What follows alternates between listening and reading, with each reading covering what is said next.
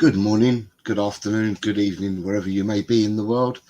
Friday, the 5th of January. It's game day. We have an FA Cup game to play today. Good morning, Ash. How are you? Sorry, good afternoon to you, Ash, because it's my morning. Good afternoon, Ash. How are you? Afternoon, Jose. I'm really good. I'm all pumped up for game day. I could care less about what's happening in the transfer market because yesterday I was so tense about transfers. I broke into my emergency chocolate stash, and now thanks to Levy, I'm fat. So I'm just gonna focus.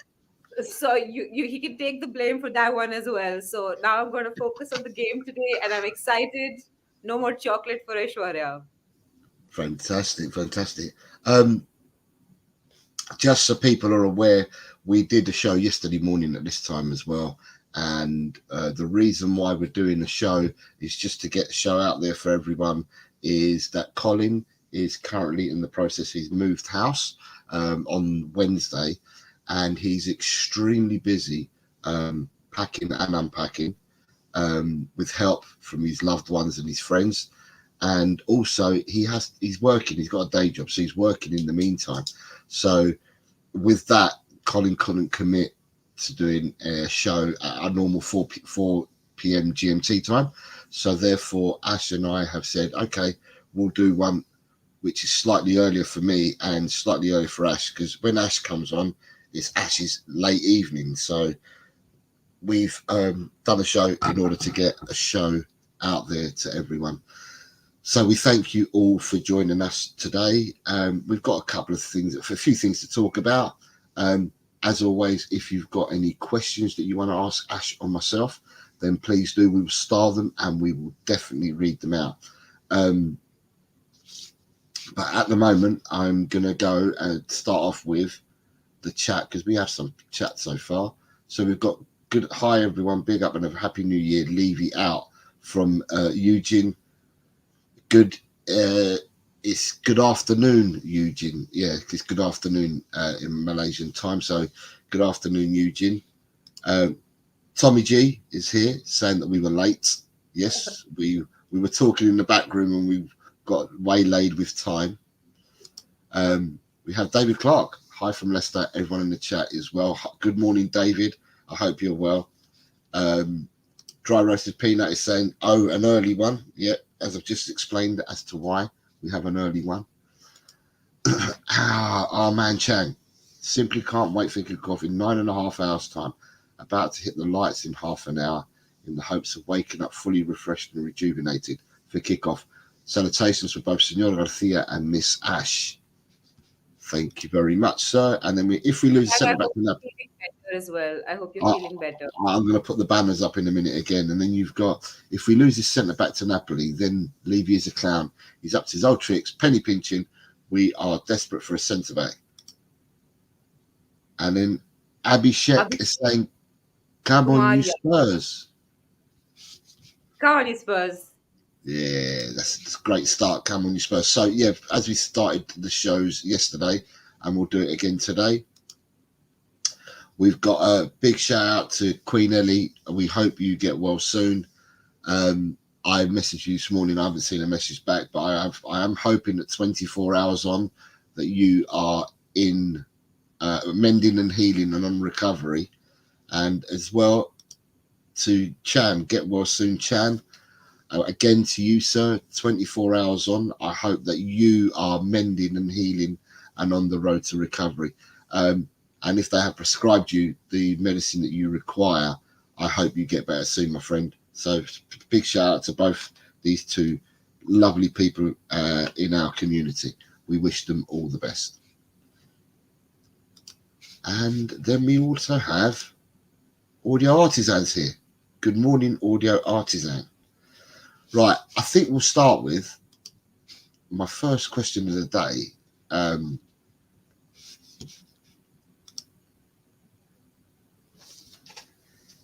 Is it because we are Tottenham, or are there other sinister things? And by this, Ash, I'm referring to this. It's only the 5th of January, but I'm referring to this Dragusin deal. And things that we are hearing? Is it because we're Tottenham? Is there any other sinister things going on? And the reason why I say this, I kind of lead into it. The reason why I say this is that it's not only because I'm a Tottenham supporter, but every time I hear, and I think I hear from other clubs going for players, I never hear that, oh, another club's come into the bidding, and another club's come into the bidding, or, you know, there's a five-way tug of war. I never hear all this with other clubs, and I'm not sure that's because I'm enshrined in Tottenham, that I only see Tottenham and I'm not really looking at the bigger bubble. But I don't tend to hear it too much. But with us, I tend to hear it all the time. And that's why I'm asking the question. I mean, it does happen with other clubs. I remember when the Maguire signing had to go through, both City and United were interested, and I think they both put bids in, and the United one was just quite significantly higher, like 20 million or something higher than the City one, and so they ended up with Maguire. City, close escape there. Phew. But so it does happen to other clubs. It's not like it doesn't. But I'll tell you why it happens to us more. It happens to us more because we don't just lay down an amount. What we do oftentimes is, if the valuation of a player is, say, 20 million or 30 million, whatever it is, if it's 30 million, we lowball the amount, because Levy wants to haggle and sort of get to the price. I think he might have been Asian in his last birth, because I mean we all love a good bargain, but he likes to lowball and then sort of meet in the middle. And the problem with that is, when you have time to do that, uh, you can haggle. But when there are other people also willing to steal that player away, the time you spend on haggling, other people just set down a price, or like in Napoli's case, they say, here's two players and 20 million, let's go for this. um, like, they find a better offer out there, like Genoa can find a better offer out there. And that is the problem that we have as Spurs fans, that Levy never learns that sometimes you just pay the money and get the player. you know you have to know that time is also money, so that it has to factor into our transfer strategy, that time is money. Unfortunately, we don't see that. And there have been so many deals in the past where this has been true for us, and sometimes we get them over the line, like with the Pedro Porro, we got it over the line finally. But then there are also deals where it doesn't happen in time, and it will be something stupid, like with Dybala and image rights. And it just do your homework, set down a proper bid that the club will take seriously, and then have it go over the line immediately. Like, from what I've understood, personal terms had been agreed before that, if Fabrizio is to be believed. So all we needed to do was set down a price for Genoa, and they would have agreed. Like, if we had just offered 5 or 10 million more, this deal would have happened like 4 days ago.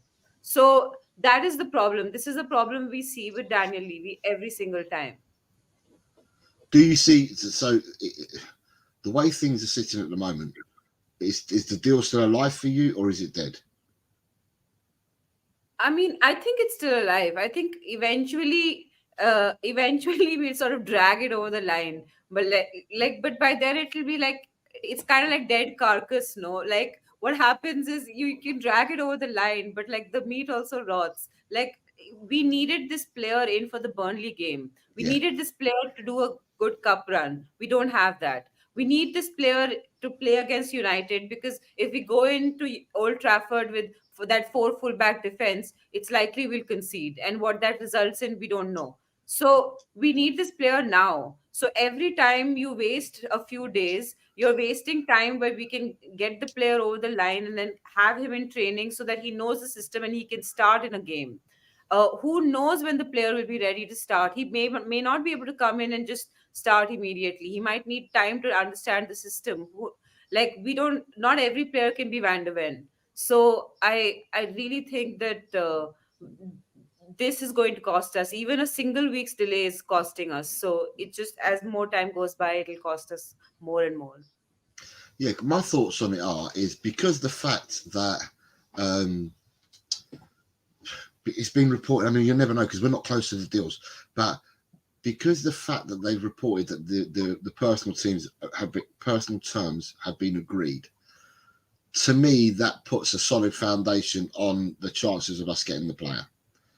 And yeah, I'm with you, Ash. I would have quite liked the deal to be done already. If we're hearing at the weekend, when was the first? The 1st of January is on Monday, wasn't it? Yeah, but we'd already heard. I'm sure we'd already heard Saturday or Sunday that the personal terms were not a problem. They'd already been agreed. That was already being put out there on Twitter by several sources. So therefore, if the personal terms have been agreed, it's a matter surely of just agreeing a sweet spot that you pay the cash and done. Yeah. And so to me, why we're discussing this on the 5th of January, I don't know. I thought that this should have been done. I for one think that, and I hope that I'm not wrong here, I think that the deal will be done. But instead of it being done for the Burnley game, I just think it will be done in time for the Man United game. But look at us last season, how impatient we were with Porro. We went the whole 31 days, and we're impatient. We're impatient now. It's only day 5. But Yeah. yeah, like I said, to me, it's just really weird, and it's probably because I'm only looking in the bubble into Tottenham that it seems to be whenever we go for a player, somebody else comes along. I mean, I remember going for when we were looking for at Raya. Oh yeah. In the summer, all the eggs seemed to be in one basket for Raya, and then all of a sudden other clubs were all mentioned. And when other clubs were all mentioned, not that anything happened at the time because it took a lot later in the window for Raya to actually leave. But as soon as other clubs were mentioned, then it all went up in smoke, didn't it? So yeah, I mean, someone's put an interesting comment there, which I will get to, and I'll probably ask the question now, and the interesting comment that someone's made. But we've got some more people put stuff in here. So you've got Tommy G saying good morning again. Tommy G, you're quite right. We were late. I don't know whether you caught the start of the show, but we said we apologise for being late because you told us that we were late. You have David Clark saying, did you know that it was 19 years ago from yesterday that the goal that was never scored, yeah, at Old Trafford, but Pedro Mendes scored, the goal was never given yet. I remember that day like it was yesterday, that goal. Tommy G, is Levy on an ego trip again? Why must every deal be a war with this guy? Audio Artisan says, are we seeing the shades of Skriniar deal?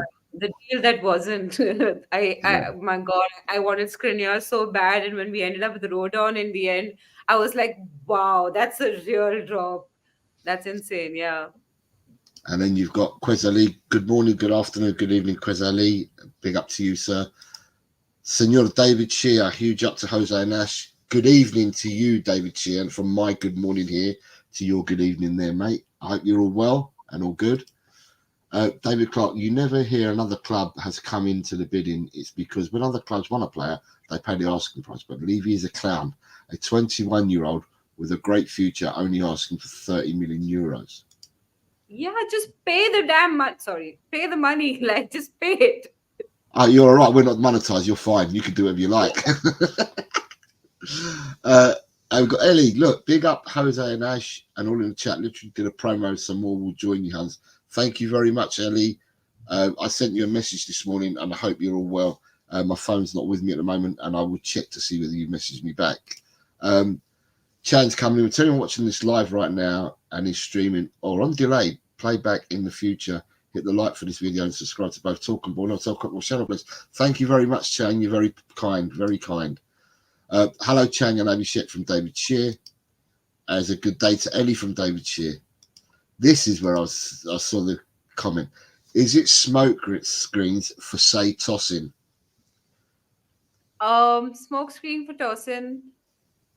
Maybe. But the thing is, I would have believed it was a smoke screen if Fabrizio hadn't tweeted it. If anybody else had tweeted it, I would have been like, oh yeah, it's a smoke screen. We're going for somebody else. And we did that with Raya and Vicario finally. But I don't think it's a smoke screen because I feel like Todibo was the smoke screen for Dragusin to begin with. Because we realized Todibo will take too much time, and so we went for Dragusin in the first place. So I don't think it's a smoke screen for a smoke screen for a smoke screen. Otherwise, it would be like Levy's trying to do Inception. You've got David Clark saying personal terms medical has taken place with a certain player I won't name, but he walked away to sign for Chelsea, and that is a Fulham. He's a Fulham player now. Yeah, the player whose name begins with a W, who apparently hates Tottenham.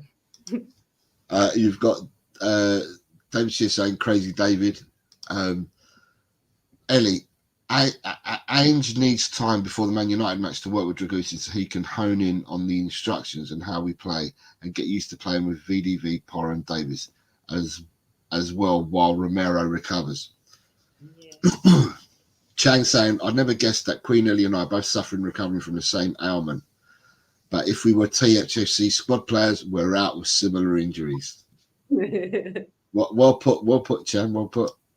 Good day, David. Much love from Ellie. And then David's going back. Ash, you're so frustrated, Quebec. Thank you, Ash. Yeah, as I said, I now it's weird because we play an FA Cup match tonight, and at the same time that we play our FA Cup match, Genoa play tonight as well. So that would be really interesting. I don't know who they're playing. Is it Bologna? I think they're playing, or someone like that. I don't even know if it's a derby.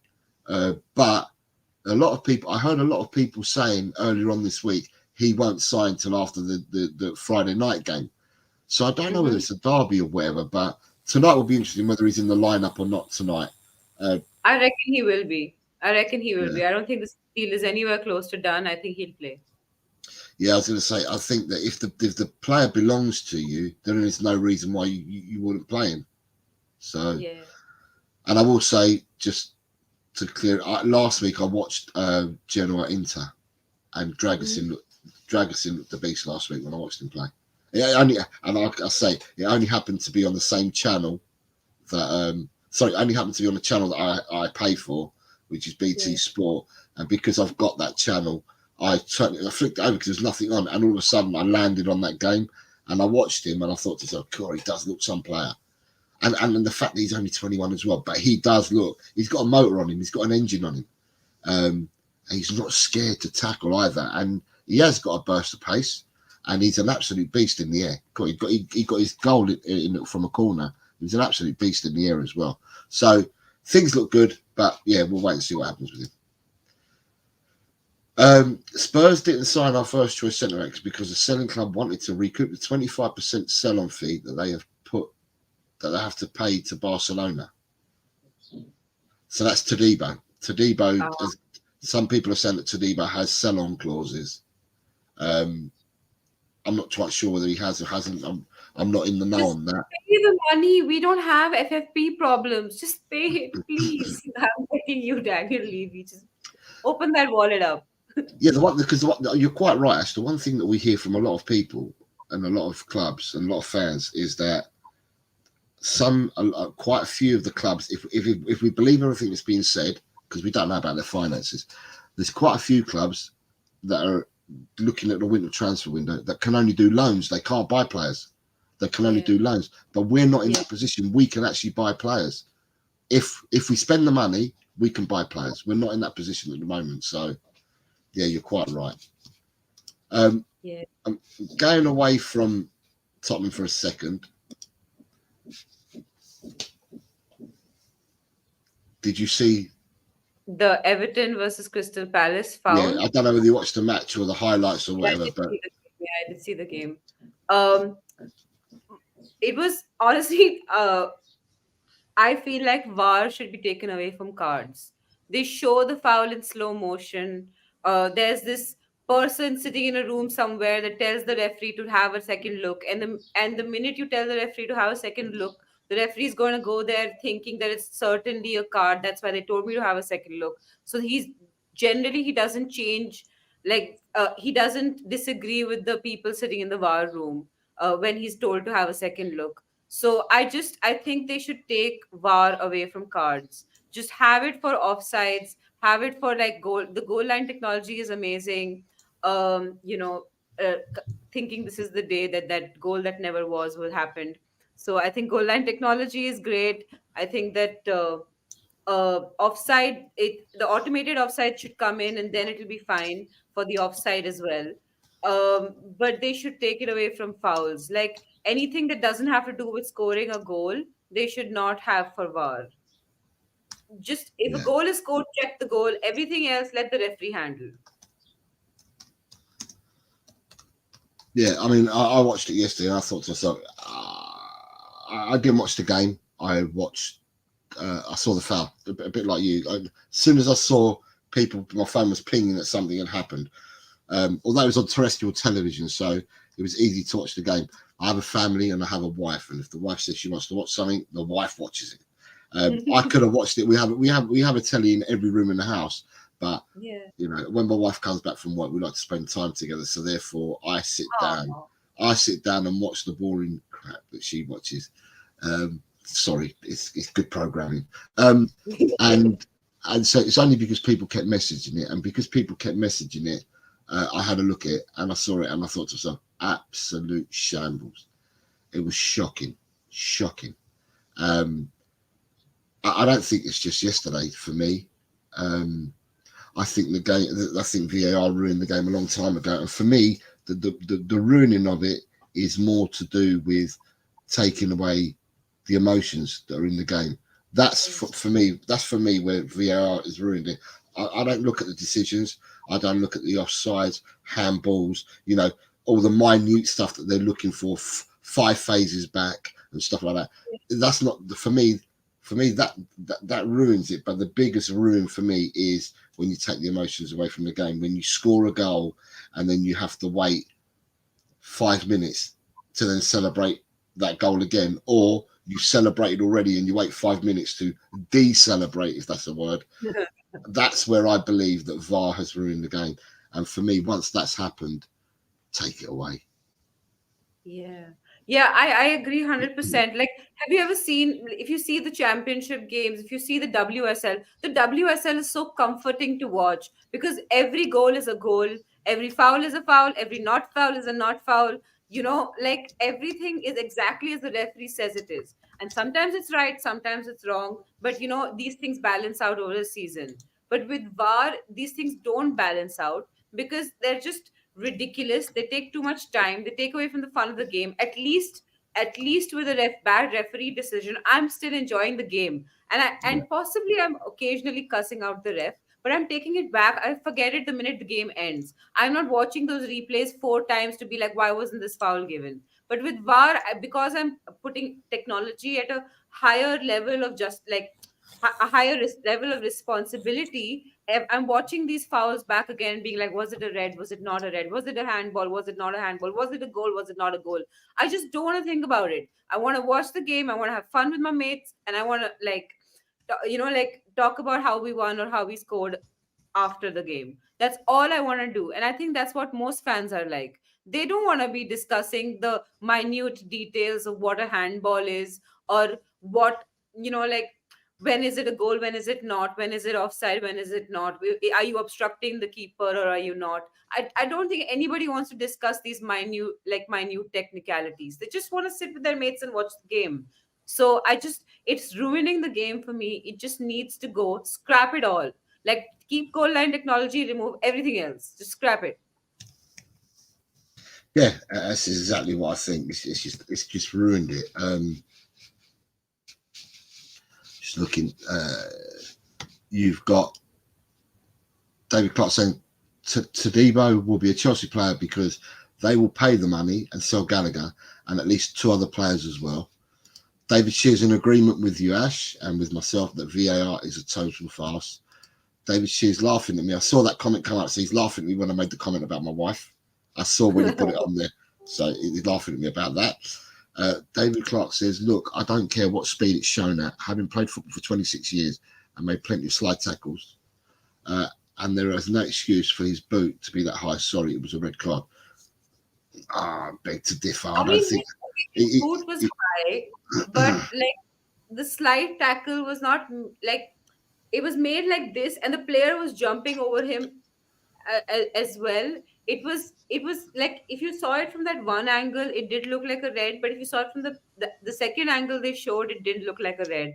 And I feel like in that situation, you give benefit of doubt to the player. yeah, I don't think, and I've played football, and I still continue to play football at the moment, and to me, it's not a red card. It's not a red card. I think it's even fanciful, even giving a yellow. If I was given a yellow for that, or I was playing in a match and one of my teammates or someone was given a yellow for that, I'd be like, well, I wouldn't be, I wouldn't be happy about it. I'd be just like, yeah, whatever. So yeah, Yeah. everyone has different opinions on it, but your opinion is valued as well, David Clark. Um, David Shear says Jota's dive was terrible. Oh, in the Liverpool game. Um, Good night, Chan. Good Good night. night, Jack. Sleep Sleep, tight. yeah, sleep tight, sleep well, and hopefully another 24 hours of antibiotics and medicines will make you feel better tomorrow morning, sir. Good morning from Merrivingham. Good morning. How are you? Um, just throwing it in there that if people are watching on LTL, which I can see that people are, if you haven't subbed already, come over and sub to Talk and Ball and support Colin Ash and myself over here at Talk and Ball. And I will put the link up for LTL Cochrane in a moment. You have, Ellie says, COVID is a downer chain, but it won't keep us away from our friends. And we were both here supporting all at Talk and Ball. Thank you very much to both of you. We know that you're both not feeling very well. And we did put banners up at the start to get everyone to send warm and positive vibes your way. David Clark, what you are not saying is the only reason we have VAR because fans, coaches, ex-pros all scream for technology, and when it came in, now you're all moaning about it. Do you know what? Let me tell you that, David, I was all for technology coming in, but the technology that I was all for coming in was a la what happened 19 years ago. That's the technology I was looking for. So the technology I was looking for was the goal line technology. That was a clear goal. I can go back to the Frank Lampard goal against Germany in the World Cup, 2002, 2006, back then, or 2010 even. That was a goal. That was clearly over the line. That's the kind of technology that I was screaming for, was goal line technology, because I thought that would help. Because as soon it works, it works now, doesn't it? Actually, the ball crosses the line, it beeps to the referee's arm, and he knows whether to give it a goal straight away. There's no argument. Let's stop. Let's look at it and do this. That. There's no argument. The goal's just given or not given automatically, in real time. That's what I was looking for when you're talking about VAR. I was never one of these that was looking for VAR to come and control the way that the game is played. Yeah. Is that what, are they your thoughts as well, or? So I'll tell you what, like I've been very used to seeing so it's called a DRS in cricket, like when you sort of review a decision that the umpire makes. So I watch a lot of cricket as well, and over there technology works, right? It really has helped to reduce the bad decisions in the game, especially when it comes to things like LBW, etc. Like that's leg before wicket. So it really does help in some games. But cricket is played at a far slower pace, and you can take breaks in kick cricket because things like over changes happen. Uh, Things like a run up has to happen, so there's time between the one ball being thrown and the next ball being thrown. There is time in cricket to take these decisions. And if you slow the game down by a minute or two, it's fine because, like fans are willing to wait because it's a slow game to begin with, in that sense. But, with football's a very, like, it's an fast energy game. And what, as the EPL as a product, separate from all the other leagues, the EPL as a product, w- it was it was designed to be one of these, like high energy, frantic sort of leagues, where things happen, box to box. There are a lot of people who prefer watching, say, the La Liga, because of the tactical breakdowns and all of that, all of the, like interesting tactical battles that might happen in the La Liga. Or, if you think about the Serie A and the physicality of the Italian league and great Italian defending, some people prefer watching that. But what drew people to the EPL is that there are all of these tactical battles, but it also happens at a very high high frantic pace. So what you're doing by introducing VAR in the EPL, especially, is that you are slowing down the game and you are devaluing the product. So that's one thing. And the second thing is the VAR breaks are causing. I truly believe that the VAR breaks are exacerbating existing injuries, because they put a lot of pressure on players' bodies by cooling them down and heating them up, and then cooling them down and then heating them up. Like that Chelsea game, 4 or 5 times we stopped because of VAR, and every time that we were having these stoppages, the players' bodies were cooling down again. And so I do genuinely believe that it's not that I'm against technology. If you can find a way to fix these problems and then still have VAR, I'm not against it. I'm not one of those. I would have preferred scrapping it because I don't want it in the first place. But since it's here and we have to all live with it, I would rather that you found a better way to make this happen. I don't think even David disagrees that these things can be improved upon. I hope at least that David doesn't disagree with that. Hmm. So David Clark saying no, his leading studs were higher than the ball. It's that simple. All right, here we go. Right, can I say before I butcher this, my children all love The Matrix, and my oldest is 38. So I've gone through all my children watching The Matrix. I haven't watched it. I know who's in it and stuff, but I've never watched it. So Merovingian, the Matrix villain buddy, is that right, or have I butchered it? Have you ever seen Merovingian. Merovingian? Okay, you've watched it then. Merovingian, I mean, 1980. I don't remember the Matrix villain that well, but I have seen the Matrix. I've actually seen the Matrix a couple of times.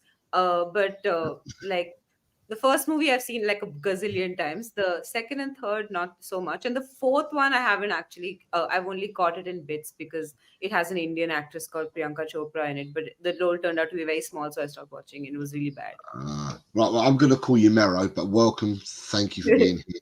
I'm going to call you Mero. It keeps it nice and easy for me. And Mero comes in again with VAR is a great idea, but it's being used to favour some over others. David Shears, similar systems are ruining all sports, i.e. tennis, Aussie rules, cricket. It has sidelined and diminished referees' decision making. Yeah. David Clark, I saw the greatest slide tackle of all time in Rodriguez of Leicester City. This guy took the ball as clean as a whistle, didn't injure his opponent. It's simple. Players today don't know how to tackle. Audio's coming in with there needs to be ex-players involved in the VAR process.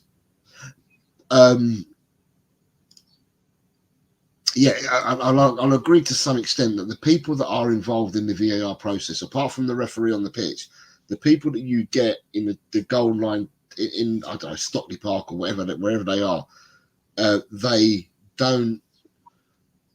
From when they release the audios, have you seen the programs when they release the audios? Because they're normally on Sky Sports over here. A week after the game, they release the audios. So no, I don't. I mean, I don't. You can see them. Some people put them up online for specific incidences, so I catch those. But we don't really have like a dedicated program where they release the audios here. Okay, so they put a program on about a week after events happen. It's called Ref Watch, and they put it on Sky Sports. A program that's usually on weekly, and they have, I think it's Dermot Gallagher there, and he talks to. He's asked a question, and then they listen to the audio, and so they show you the action on the pitch, and then the audio. It's like subtitle. The audio comes up, and it's just it's just like haggling. Everyone speaks over each other. There's no cohesive conversation.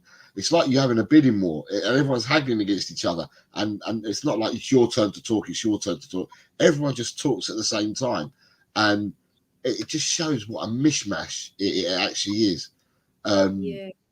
at best, it's confusional at best. So Yeah.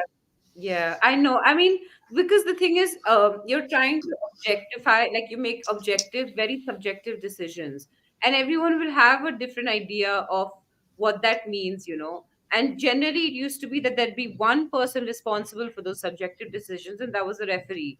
And now that's not the case anymore. And so you have all of these people sitting a week later after a game, sort of, dissecting every move and being like, I thought this and I thought this, and none of them can agree with each other. So it kind of reminds me of like festival dinners at my family's place, uh, where everyone has like a different opinion, and then there's grandma on the side doing her own thing. So it kind of feels a bit like that, like some of these pundit shows now with the audio analyzing the motions. yeah, uh, and just like if you're watching this on Talk and Ball, if you consider you'd like to, please sub over to us at LTL Cockerel because we dual stream these shows. Mero, VAR should be 3 reviews each. Then that's it. Like in tennis, once your reviews are out, you're out of luck. Um, yes, Mero, as in cricket, David's come back in. I watched these ex-pros on panel shows saying we must have VAR because it's costing teams relegation of millions of pounds and make ex-pros VAR officials. It's hilarious. Football haven't a clue on the rules. I'm going to come to that in a minute about ex-pros. I just want to catch up with this. Ex-pros can't judge. They will be biased. They are biased when they are pundits on live TV. Be worse when it's behind closed doors. Quez Ali's coming in saying, keep goal line technology, add offensive offside technology from the World Cup, limit how far back VAR can rewind Yeah, the I tape. agree with all of this. I agree with all of this. Daniel Sandoval, good morning, Daniel. How are you, sir? Nice to see you. Right, I'm just calling you Mero. It's Merovingian. Uh, the G is just pronounced Gyan. I'm calling him Mero. Right, David Clark, I totally agree with you on VAR. I never wanted it in the first place, but you have to abuse with the laws as they are written now. If you are a millimetre offside, then you are offside. Stay onside, simple. Good evening, Tigaro, or good morning from us to your good evening, Tigaro. Thank you very much for being here. It's nice to see you. David Shear, good night, mate. Take care. Thank you for popping in. You're a good Night, man. David. Take care. Ellie's come. Merson always puts his Arsenal hat on when making predictions in us, whereas Ian Wright gives a more balanced opinion. Yeah, when Merson tells me a score line, I just go opposite. It always works. I always feel happy when he wants us to, like he says we lose. I always feel happy because I know we're going to win that game. It's the best. You've got Kay. I'm going to call you Kay. Saying great content. David Clark says, I've watched a game on BT Sports where there were 5 ex-pros and they spent the whole game arguing with each other. It was hilarious.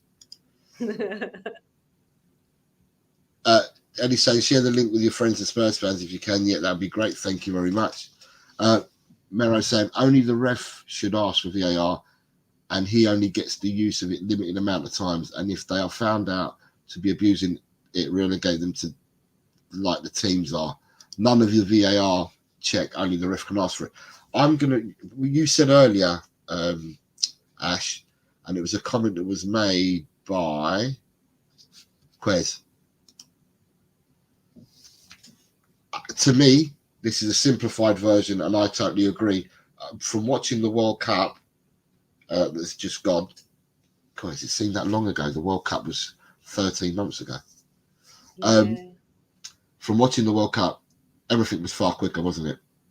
Yeah, exactly. Because it was all automated. The offsides were automated. It happened within seconds. You knew whether it was a goal or not immediately almost. So this whole drawing lines, and is the line okay, is the angle okay, is the camera angle okay for the lines to be drawn? I don't want it. I just don't want it. Let somebody, let the computer do it. They do it better.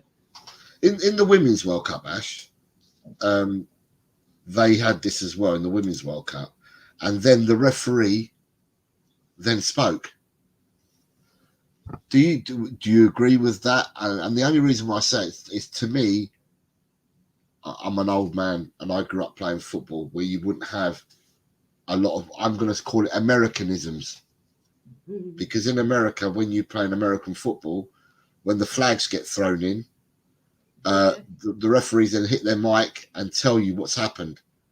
Hmm. You know, and that seemed to be what happened with the football in the Women's World Cup. Something, with decision went one way or another, then the referee will then speak and say why and why not. Are you for that? Does that slow the game down as well, or are you for it? The referee So explaining why decisions have been given.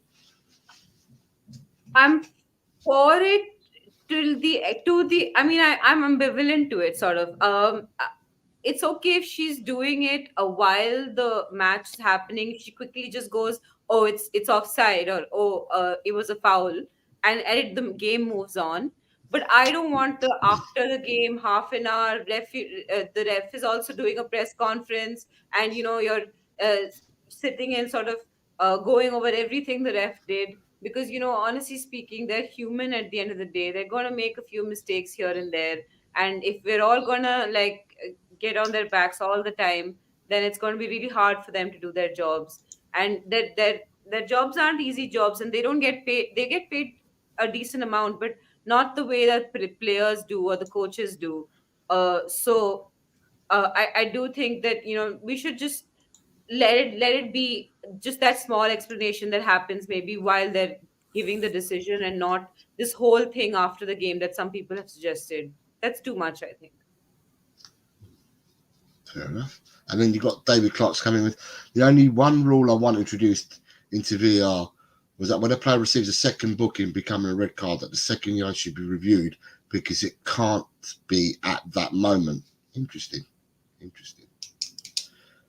Mero's coming. Then the rest are held accountable, and if they get most correct, reward them with a bonus, etc., which improves it overnight. Hi Rakesh, how are you? I hope you're well. It's been a while not seeing you, so hello. And I hope you're all well. Mero, Yeah, I yellows are agree dished with out far too easy. Yeah. And then he says, like in real life, at work we screw up, we have to be held accountable. Do well, and we get rewarded. David's coming, yes, but in the NFL, the head judge still goes to the monitor and then announces it over the tannoy. But a horrendous mistake was made this weekend in an important game. Right. Yeah, I don't know about the NFL, so I'll leave that to you, Jose. All right. Next topic. He who shall not be named but is known as Voldemort. There has been a comment I saw on Last Word on Spurs on Twitter this morning, or X, and I'm trying to find where my X has gone because I had all this set up earlier. Oh, here we are. Right. Tottenham Hotspur central defender Voldemort has agreed personal terms with Bayern Munich ahead of a January switch. The deal has been endorsed by HK. Spurs will sanction the move once they sign a new centre-back.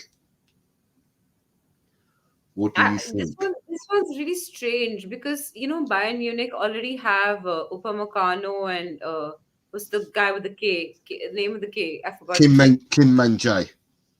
Yeah, Kim Min Jae. So they have a bunch of center backs. They don't really need Eric Dyer, so he just go there and sit on the bench. He's sitting on the bench here anyway. So I thought the reason he didn't go to the other teams that came in the summer was that he wanted to play and he didn't want to sit on the bench. If he goes to Bayern Munich, or maybe they're just offering him so much money that he can't refuse or whatever. But I don't see why Bayern would want him. They have so many center backs. They don't really need Eric Dyer. They seriously don't need Eric Dyer. Or I don't know if they're looking for somebody who can also play a CDM role. But Eric Dyer hasn't played that in years. So I don't see any reason why he can to believe that he can still play that. So I have no clue what where I think maybe Eric Dyer's agent's just pulling a smart one and putting this out there into the universe and hoping that it happens. Like, I, how people yeah, do. I want to win the lottery. yeah. I would. To me, I saw the tweet this morning, and to me, do you know what my thoughts? My thoughts were straight away, Ash. Pay the money for Dragusin. Get him done now. Yeah, yeah. because if this was true and it's to be believed, it says Spurs will sanction the move once they sign a new centre back. So I saw this and I thought, if this isn't the biggest kick up your ass to buy a player and get a player in straight away, then what is? Um, Yeah. it's just something that was on there this morning that amused me, and I thought to myself, I'd ask the question. So, and from asking that question, yeah, it's like bait, isn't it? If you've got people that answered it on straight away on it, should get AI into, okay, right? So that's that. So diarrhea, ha ha ha. Kane must hate trophies. Quez is saying HK's called in a favour. Maybe. Oh, sorry. Bayern Munich have 3 world-class centre-backs and 2 others that are good enough to play in the Premiership. He's a cracking player, no wisher person on the Germans, so since Churchill called them out.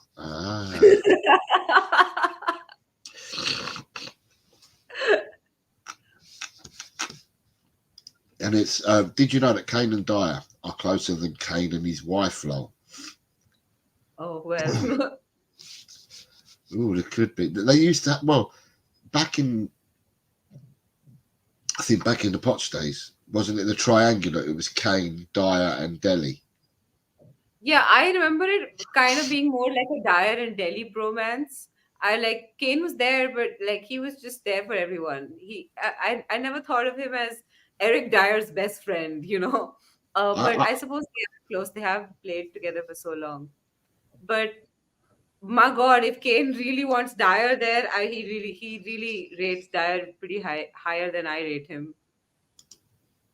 and Mero saying, if I was Kane's wife, I'd be asking questions, big bromance.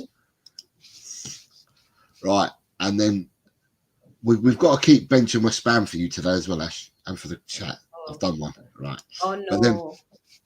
after this, I'm going to do it. So Friday morning, I'm checking in on the health, or misspelt here, so please excuse me, on the health of our rivals.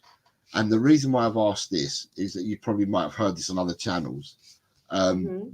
is Arsenal complaining to the FA about the treatment of Saka? Saka. Yeah. So I'm checking in Yeah. on their health this morning of our rivals. I just thought I'd ask the question. What's all that? What are your thoughts on that, Ash? What's going on? So I mean, it is, I don't know much about. I don't know if Saka is like the third most fouled player, I think, according to that list that Arsenal put out, and when they complained. Um, and there are players that we had that I feel get fouled a lot. Like Madison gets fouled a lot, Sonny gets fouled a lot. So there are a lot of like tactical fouls that are happening in the game. But I do also wonder whether that's just the way, like, the game now is built around tactical fouls, right? um Pep Guardiola's team, for example, is very smart in how it does tactical fouls because people play with a high line. Sometimes you get caught out. It's just easier to sort of bring a player down, or to like interrupt their little perfect triangles by sort of throwing in a tactical foul here and there. And then, because then they'll have to restart the play, and so they'll probably pass back, and then it'll be another 2 3 passes amongst defenders. And like, that's the way the tactics break down in most teams, and when we're passing out from the back. And I think that's why tactical fouls become so important in the game. So, but I feel like filing a formal complaint is taking it too far. Like, it just feels a little bit like crying because they've lost a few games. If they had filed this formal complaint when they were on the top of the table, I might have taken it more seriously. It's just that, when you've lost a few games and then you file a formal complaint, it feels kind of disingenuous. I saw it on Twitter this morning that West Ham fans have clipped um, a piece of because they played West Ham, didn't they, recently? Played Arsenal recently, and Saka is running through the defence. It's here. It's West Ham Central. I put it on it, and they're showing Saka running through the defence in the 81st minute. He's running through the defence, and he throws himself. He dives on the floor. As a West Ham player goes to tackle him, the West Ham player doesn't follow through with the tackle. He dives and goes on the floor, and their comment is reminder that Bukayo Saka didn't get booked for this last week. Yet Arsenal are asking for him to receive special protection from referees. It makes no sense. So they actually put a clip out there, and the clip does show clearly Saka diving. Clearly shows him diving. So I just thought to myself, I'd ask the question because to me, there's quite a lot of. They've gone against VAR this year. It was harsh. I remember the time. I can't remember what game it was, but it was quite hard. It was a wrong decision for me that VAR made. Their disallowed goal against Newcastle, the one that went out and then came back in, that one? Yeah. It was harsh. I thought it was a harsh decision. I actually thought the ball was out of play, but it's a harsh decision, I felt. But, we get told you play to the referee's whistle. So if the referee's whistle says it's a goal, then it's a goal. But they complained about that. Now they're complaining about Saka. I don't know. I said this on I think it was on Cockle Doodle Doo a couple of days ago. And I said, whoever is leading this at Arsenal, I think they've made a big momentous error, because you're going against the FA and you don't have David Dein anymore, because Arsenal could have gone against the FA when they used to have David Dein sitting in the top chair, but Arsenal don't have anyone in the top chair at the FA anymore. So therefore, they're going against the FA to me, but then also as well, they're going to become a ridicule for other clubs, because other clubs are going to laugh at what Arsenal's statements that they're coming out with. And you know what football's like. Sooner or later, all these teams, whether you're home or away, are going to have chance for you. Yeah. I honestly, the thing is, they make it so easy, Arsenal, because like they're just such whiners. And the documentary that came out with the music that Arteta was playing, the rival chants music, like crowd music, for the players to get in the zone for the match or something like that. And it makes no sense to me. He feels like a walking talking meme. And Yeah. he just make it worse for themselves, because they're always complaining about these stupid things. Just play the game. It's not like you don't do tactical fouling. I'm pretty sure you do it as well. So are you telling me that Declan Rice has never tactically fouled anybody? Give me a break.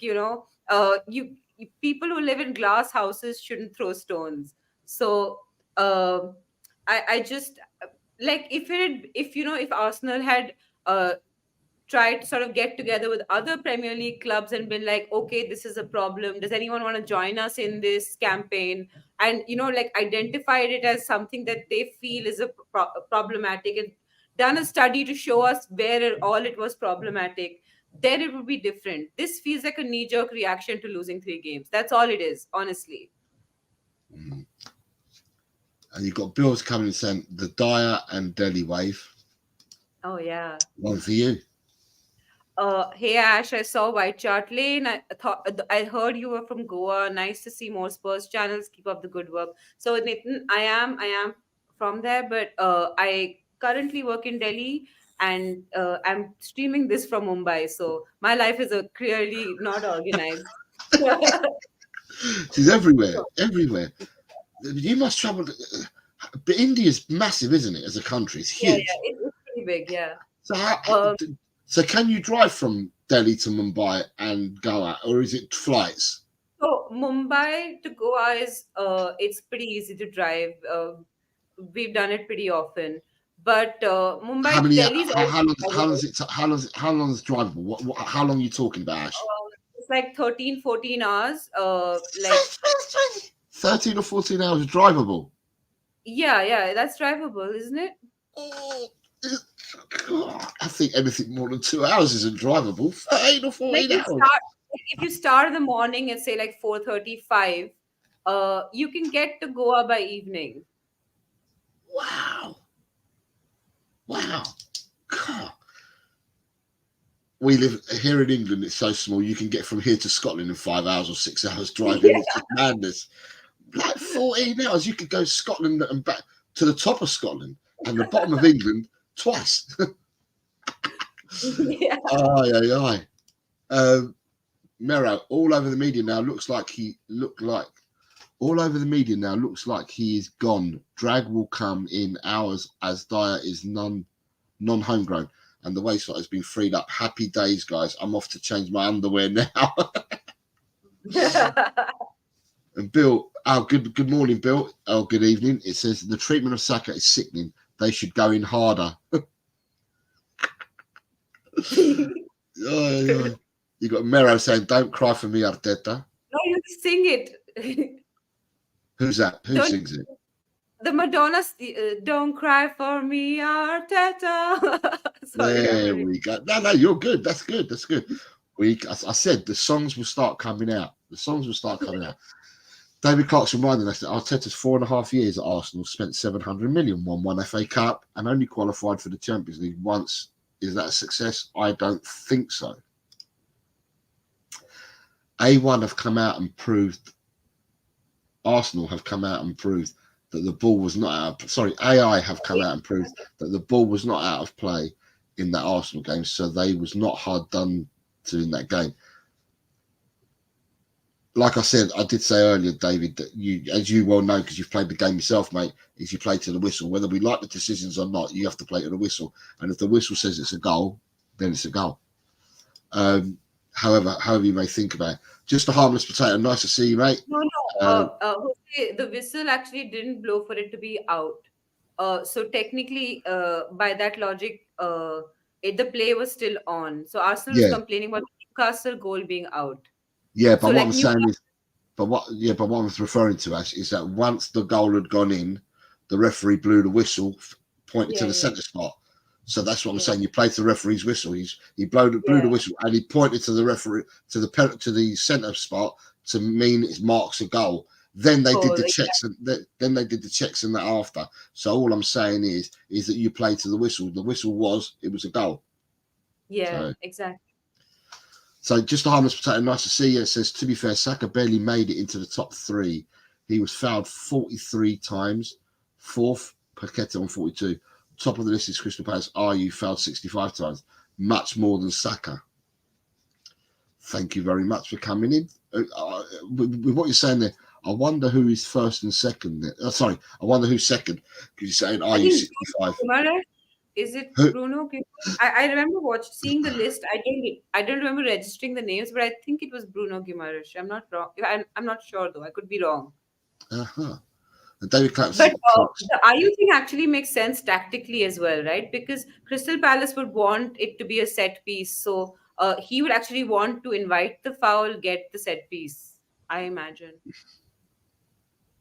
David Clark saying West Ham fans were singing "You should have signed for a big club, Declan Rice." And Bill says, "We don't know we're born in this country, do we? Tell." That's true, mate. We don't know at all. It's true, and I think what he's referring to, Ash, is when I said that we could go to Scotland, to the tip of Scotland, and to the tip of England twice over, where you're travelling from one city to another. Yeah.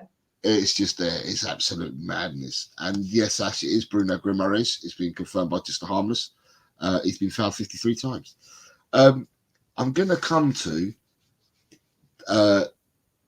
because Colin, again, for people that are just joining us, Colin's not here at the moment. He's moved house. He's bought his first house. He's busy moving in.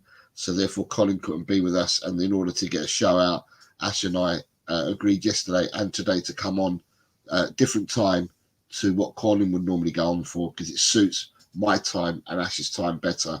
And we don't have to worry about the North American time for Colin. But Colin will be back on our screens fairly soon once he's settled in and that. But because it's Talk and Ball, we have a game show here, which Colin will tell you is the best game show on YouTube, voted by football fans, and it's called Keep or West Ham.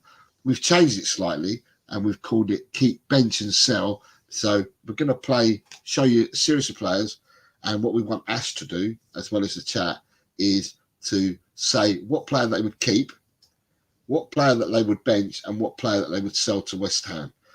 So yeah, if you tell us in your comments what you think, then that'd be great. So with that, I'm going to go into Keeper West Ham.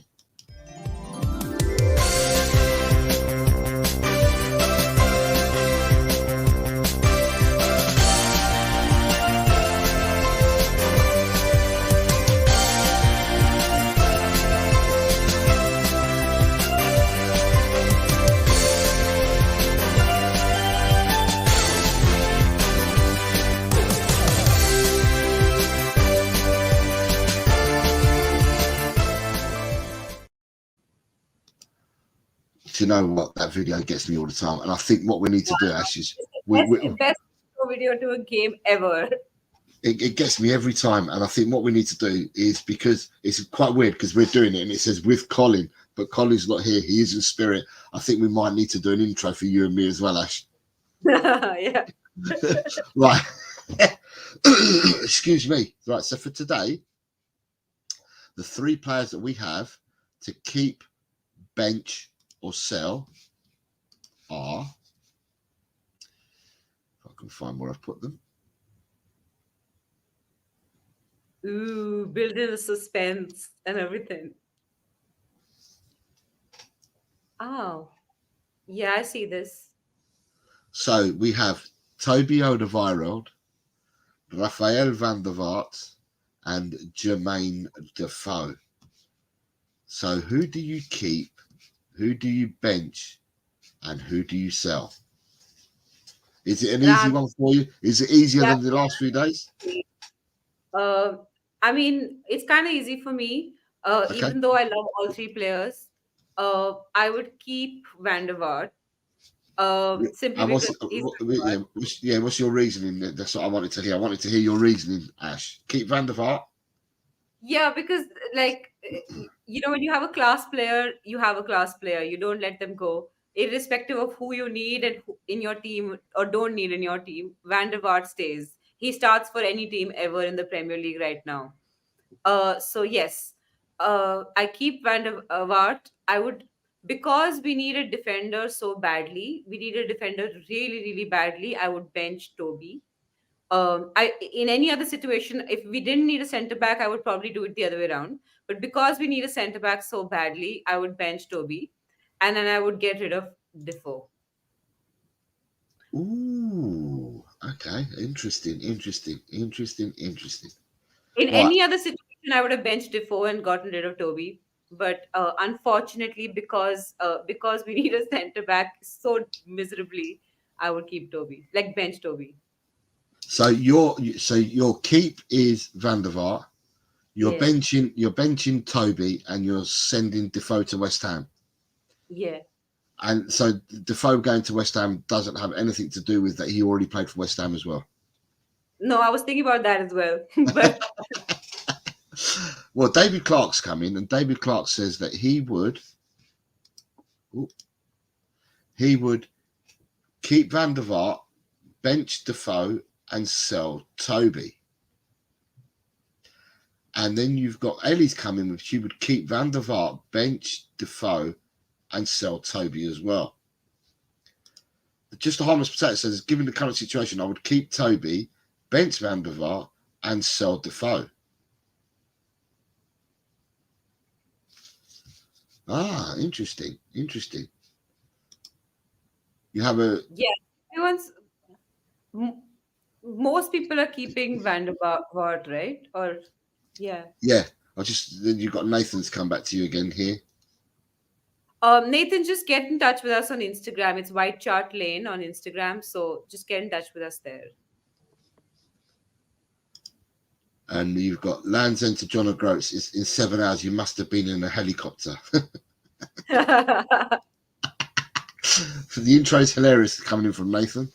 And Nathan's come in with Nathan's opinion is to keep Defoe, bench Toby, and sell Van der Ven because he's injury prone.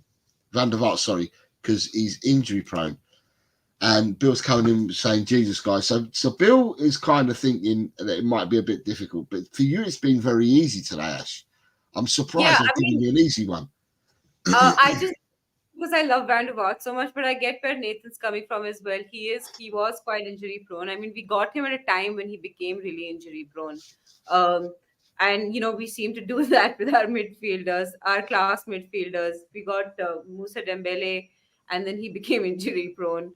Maybe it's just the Spurs medical team, underperforming since for the last 20 years or something like that. But yeah. Audio's come in with saying Prime Defoe would be deadly in Angie's team. Yeah, he would be. Totally agree. And he's saying Van der Ven was the most technically gifted, and loved his shithousery versus the Gooners. Yeah. Them lol. And that was brilliant. Yeah, that's what I loved about him as well. I like my players to have a little bit of a bite to them. And you've got Bill's coming in. I refuse to pick here three legends. Bill. The game is you got to pick someone, mate. You have to pick someone. And it's interesting because everyone's got different opinions as to why and why not. And people could say the here and now. People also say from memory what they remember from the players. Some people favour some players over others. And like we saw yesterday, in yesterday's one, the first 9 people all said it the same way. Then the next 2 people changed the first 2 around. But then after that, bloody hell, everyone went in totally different directions. So it's just interesting just to see what people's thoughts are and what their comments are. It's easier for us on the panel because we could discuss as to why we're picking the 3 players to keep, bench, and sell. It's a bit harder in the chat because you can only type in 250 words per chat. So sometimes we can't get your reasoning behind it, but we try to read as much as we can into why you've reasoned that way. David Clark said, if I was to present you a situation, would you keep Toby and Van der Vaart and Defoe? Put a warm blanket over their laps now. Yeah, totally agree. Yeah. If it's a present situation, we'll take all 3 of them in, wouldn't we? Yeah. Well, I wish we could. Yeah, because then you're bringing Toby would play as your right centre half in the Romero role. Yeah. Van der Vaart you'd put in. Would you put your Van der Vaart in as your 10? Yeah. So then you play. And then Kulu and Lo Celso. So then you got now you'd have Lolo, Monito, and Van der Vaart. Yeah, what a midfield! Oh, beautiful. That's your midfield, and then up front you can then push Kulu to the top 3, couldn't you? And you can have Kulu, Defoe. Who'd you play? Do you play Richarlison or Son? Son. Sorry, Richarlison or Johnson? Because Son's not here at the moment, is he? So that's why. That's why David Clark's saying that you keep all 3 at the moment. Yeah, I'd play. From the left, I'd play Richarlison because Johnson on the left. I think he's better on the right. So yeah, Richarlison. So David, we are in agreement with you, mate. We would definitely keep these 3 in our team today at the present situation. Yeah. They won't only be putting a blanket over them. We'll be putting them straight into the team tonight versus Burnley and versus Manchester United and versus Bournemouth and versus whoever we get in the 4th round of the FA Cup until all our players are back from the AFCON and the Asia Cup. David's correcting us. We understood it totally wrong. No, read it properly. Here we go. Oh, sorry. There we go. There. Toby would play, the other two are old men who need warm blanket over their knees. It went over your head. You start. Do you know what? We've read that wrong, but I was hoping that we had read it right because I was said you were spot on. We could use all three now. God. Ellie's coming. Toby's brilliant pinpoint passing from the back was Hoddle-esque. Yeah, that was beautiful. You know, when he used to get it right and it would just land in like the left winger's feet. It was just the most beautiful thing to watch. Or like in Harry Kane's feet. Oh my God, those were passes to die for. It's just a work of art when you do something like that, you know. Jose? Yeah, sorry, I'm just sorry. 36 seconds ago, last word on Spurs. Tottenham Hotspur remaining talks.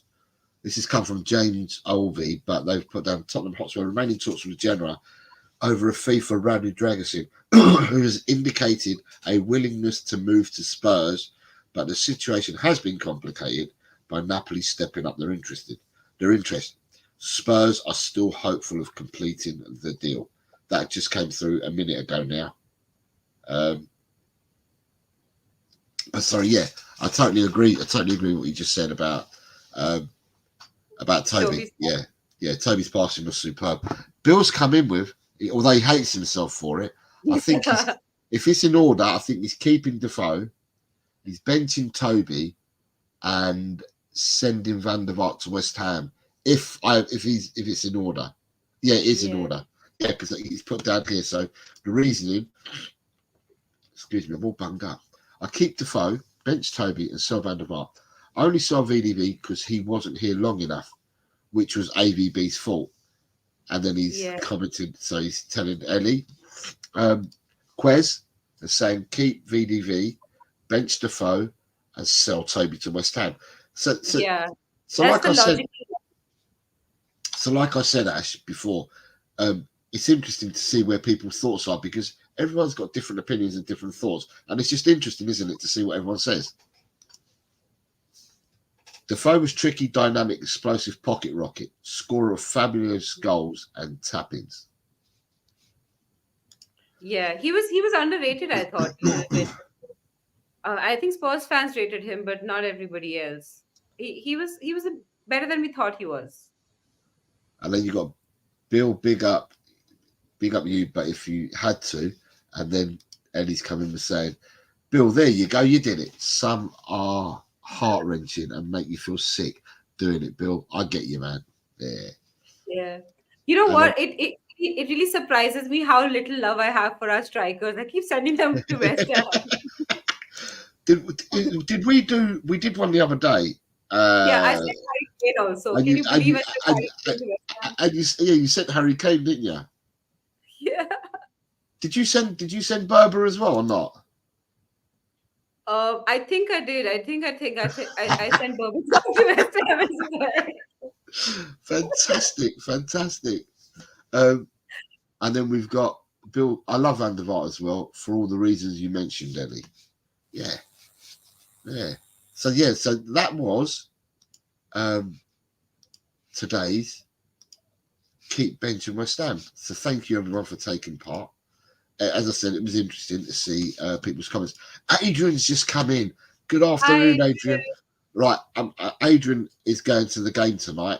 So, I wish Adrian good luck. Adrian, we just finished it, so I'm going to bring it back up, the Keep Bench and Sell, and get your opinion, mate. So today's one for you, Adrian, is Toby Alderweireld, Rafael Van der Vaart, and Jermaine Defoe.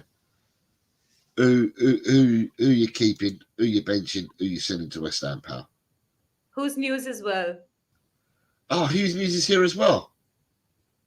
Oh, do you know what? In that case, what I'm going to have to do is I'm going to have to hide this, and I'm going to go for it again. Oh, great.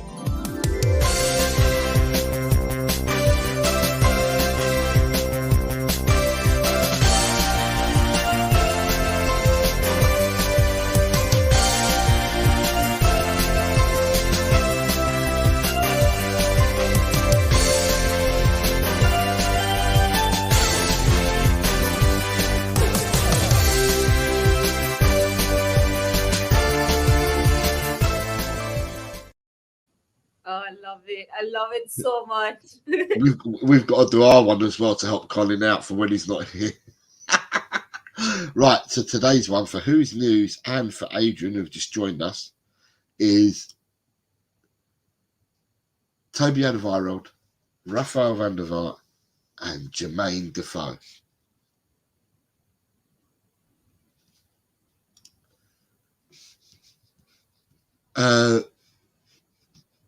Who's News was saying what team West Ham going to have? I'm keeping all of them. Yeah, Nah. strikers. There'll be like 4 strikers. There'll be like Berbatov and Kane and Defoe, and it's just all forwards. Take all of the forwards. And you've got Quezali's coming in double intro. What a treat, because we played it twice. Adrian hasn't messed around today, has he? Look. Yeah, I think because of the centre back crisis. Yeah, he's keeping Toby, he's benching VDV and sending Defoe back to his old club. We did comment about his old club, didn't we? So we did comment about that earlier. Who's New saying video so good, chilling on the wheelie bins. And Adrian's letting us know, I'm cooking chicken stew with turmeric and cumin plus other herbs. Yeah, it's not. I won't say it's freezing cold here in England. But it is cold, but not freezing cold. It probably may have been overnight, but it's not at the moment. And a stew in this kind of cold weather is a lovely thing to have. It warms you up. It's a lovely thing to have. So, Adrian, I hope the stew goes really well, and I hope it comes out lovely, and that you get time to eat lots of it before going to the game tonight. Who's News is saying bench Toby, play Defoe, and send in Van der Vaart to West Ham. Interesting. I can see that. Yeah. And Ellie saying VDV was brilliant with Modric and Bale. Oh my God. I feel we've had the best midfield players in the world at Spurs. Hoddle, Ozzy, Hazard, Modric, Van der Ven, Dembele, 6 of the very best. We were saying this. Yeah, sorry, go on, Ash. No, I was saying this yesterday as well, right? Like Spurs has always been blessed with that creative midfielders, like that sort of great midfielder that's like world class, sometimes the best in the world. I said this yesterday as well. Like some clubs are best blessed with, like we have a lot of other great positions as well, but the amount of talent that we have in our legends in this particular sort of midfield creative role has been absolutely astonishing. Yeah, I mean, I don't know whether some of you guys were watching yesterday, but there was comments, and I can't remember who put the comment in, but they said that why don't we do a show where we select our all-star 11? So we will do a show in the future, probably not into the too distant future, where we probably, between Ash, Colin and myself, will think of the best 5 goalkeepers, first 5 right backs, left backs, centre backs, and we'll then put it to the chat. And we'll probably go democratically on a vote. Whoever gets the most votes gets selected, and we'll select a team that way. But it's going to be difficult because I said yesterday that Tottenham are steeped in history of having some great players. They've had great football teams as well in the past, but we've always had great players. So yeah, it's it'd be interesting when we do that show. I've also got a keep bench and West Ham going to be lined up for when Ellie's feeling better, and it will be an older panel because it will be Ellie, Adrian, Ian Meth, Mark Cousins. It's going to be people that are older who can remember the players that I'm putting in there. And yeah, I mean, we haven't decided as to yet how far back we're going to go back to pick the players. Some people will say that what we need to do is we need to go back to our championship, our double winning side. So if we're going back to 61, that would make it we're going back 73 years. Yeah. So it'll be something like that where we do the top 5 defenders, top 5 of every position, and we'll pick I don't know, because we haven't decided yet, so we have to have a discussion about whether we're going to do it as a 4-4-2, a 4-3-3. It'll be really interesting because with all the midfielders we've got, it's going to be difficult to cram 3 midfielders. Yeah. So you might have to go 4 midfielders, and it might have to be the old way of 4-4-2 rather than the new way of Yeah. 4-3-3. I So also think we have a bunch of strikers that we would be lost off if we didn't play 4-4-2. Because with 4-4-2, we can play 2 up top strikers yeah, as well. yeah. So basically, but that's for we'll plan this, and that'll be for another show. But as I'm saying, that'll be the best 11. Will be for another show, and then also as well, like I said, we're going to do a keep, bench, and sell separately, which is primarily based at the older Tottenham supporters, who can probably educate the newer Tottenham supporters on why they would keep, bench, and sell. And obviously, when you write in the chat, you can only write 250 words. But if we've got you on as a panel and we do the keep, bench, and spam on that show, then it means that you can elaborate as to why you'd keep, bench, and sell players. So you educate the fan base that we have. So we're looking forward to that. There's shows that we're putting together, and they will be coming through soon. Obviously, Ellie, we need you to get better, and we won't do the show until you are better on the keep, bench, and sell that we've got prepared. So we've got Adrian is saying, plus the stew is easy and lasts me for days. Then I make a fresh batch with beef. David Clark, I look. can't eat the same food over and over. I get bored. I need to like change it up. So I might take the same ingredients and do something else with it, but I can't like eat the same food again and again more than two times. It says keep, bench. Oh, my keep, bench, and sent to West Ham in Spurs coaches are keep Nicholson, bench Birkinshaw, and send Ange to West Ham. Give your answers.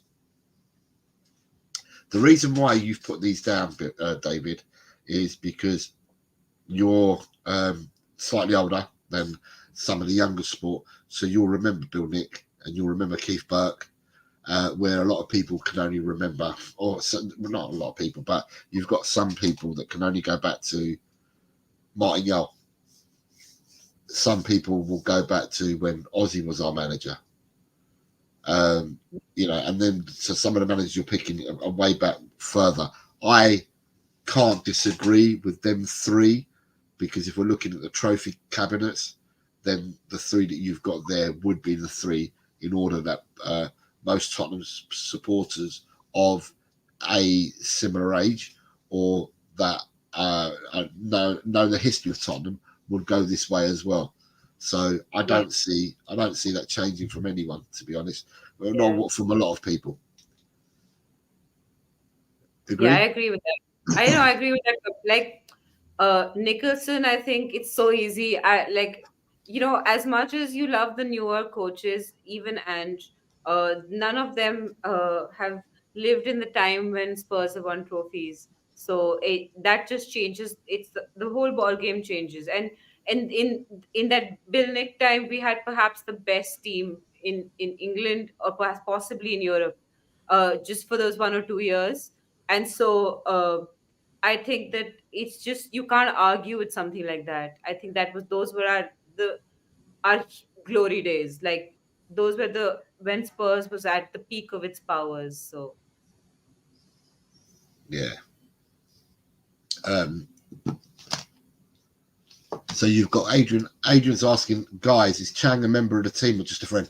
Chang is everything. yeah, Chan is a top fella. Chan is always welcome to come onto the channel. And Chan, obviously, we as you're well aware, Adrian, we try to go as far and wide as we can. And to have a Malaysian point of view is more than welcome on the channel. So he's just not well at the moment.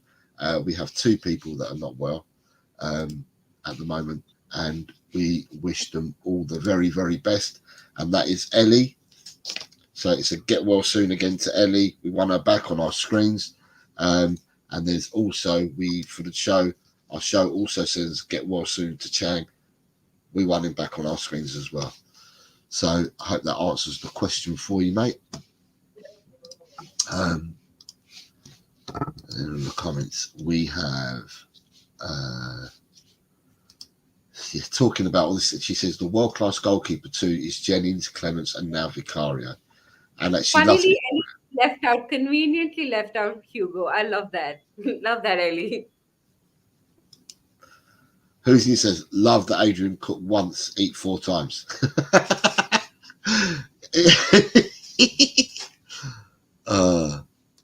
Oh, sorry, David Clark. By the way, it's not my choice. Mine would be keeping Nicholson, benching Ange, and selling Birkinshaw. Interesting.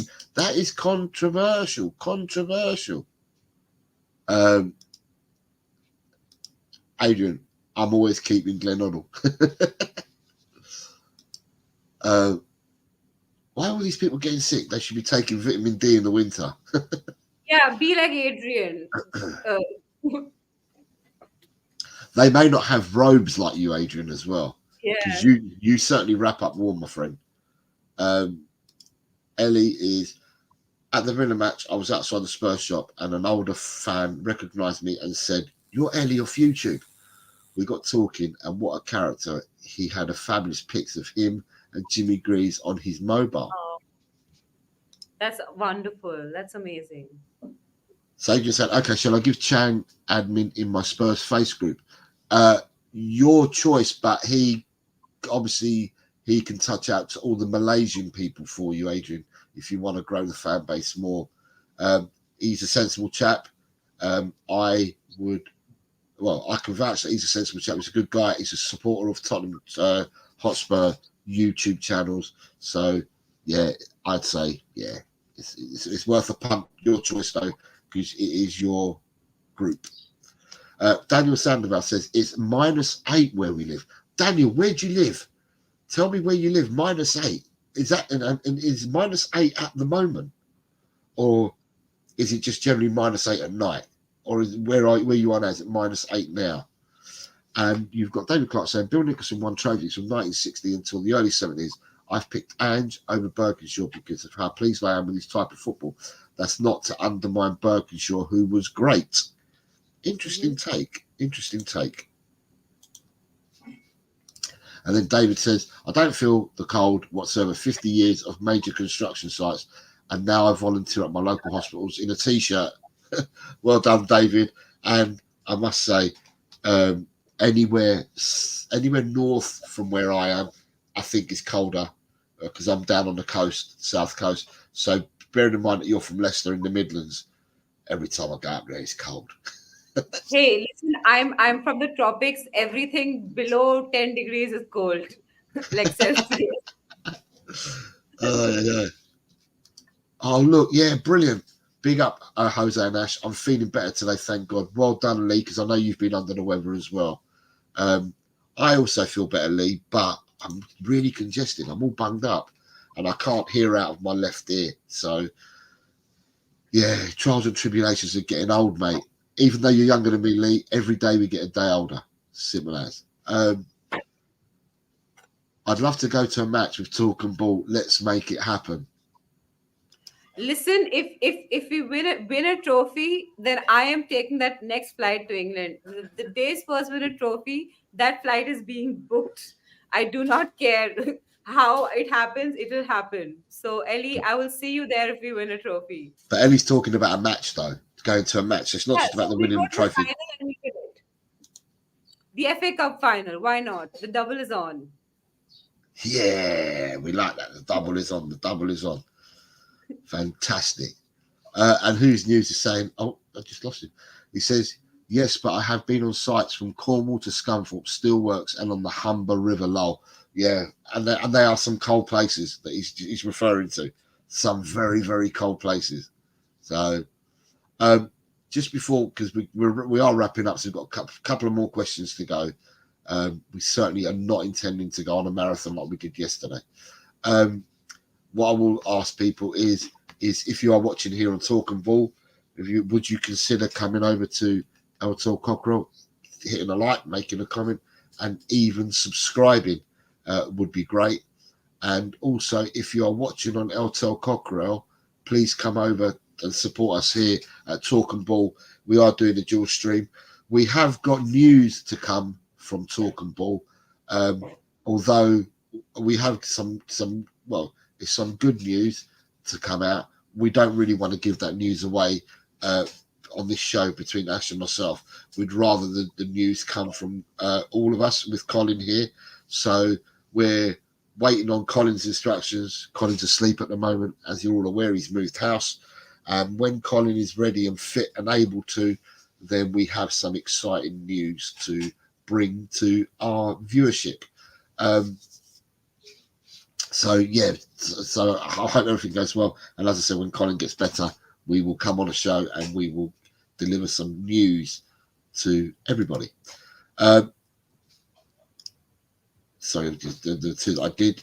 You've got David Clarkson. Yes, but I have been on. I know I've done David Clark. Daniel Sandoval lives in Norway. Right. So Daniel, are you saying it's -8 now?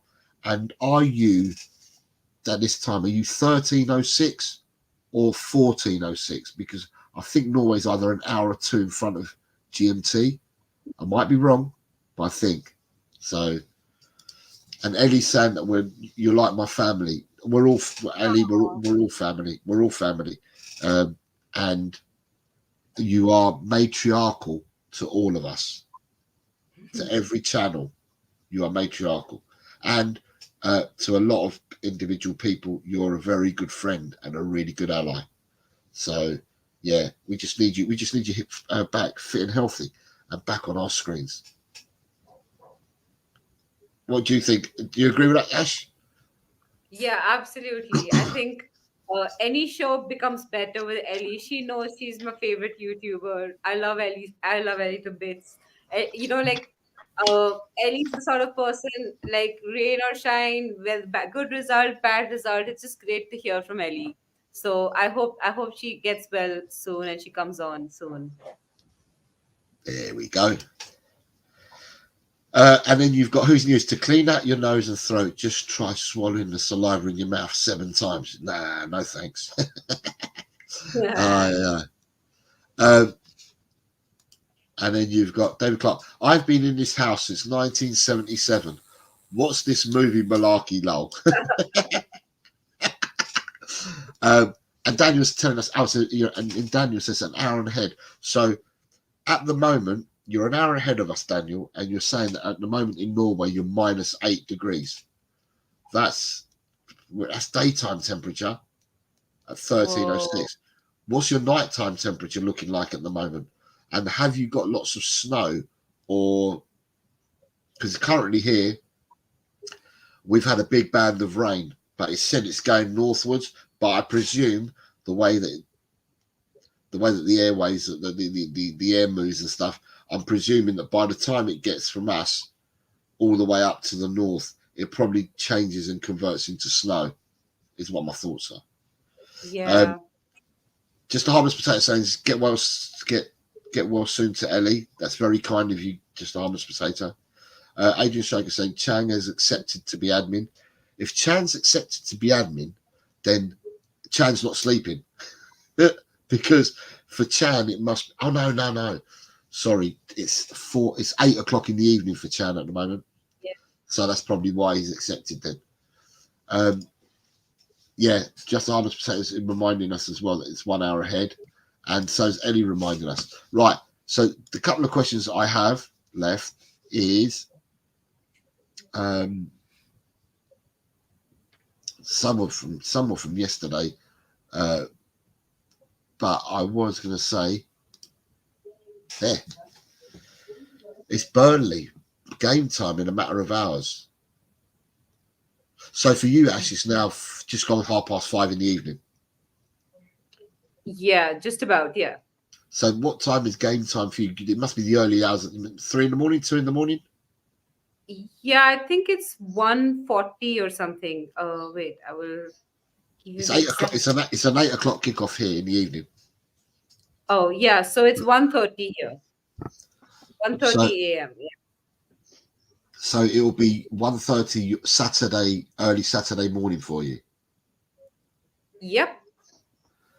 And you'll be watching live. Yeah. I will watch all of it. In fact, I'll watch the entire. I generally watch the entire game and then I catch up on the post press conference and everything. And so by the time you want to sleep, it's like 5 or 6 in the morning. and then you're just like, what's the point of sleeping? Because you might as well just go have some tea. And then so you have some tea, and then before you know it, your day has started. Have you got anything planned for the weekend, or you're not going to plan any sleep time, or what? I mean, eventually I have to go to sleep, as like everyone does. I mean, I'm only human. Thank God. But I keep saying to you, I don't think you sleep enough. I think you need to get some. You need to rest yourself. You need to rest yourself so you're sharp. I can't understand how you have so lack of sleep, but you're always so sharp. And I don't I mean, understand it. I eventually no, it does catch up to you. Honestly, can you not see my dark circles? No, no, I can't see anything like that at all. I can't see anything like that at all. So yeah, in a matter of hours we play. I think the question is, and we said yesterday, who's going to be our captain?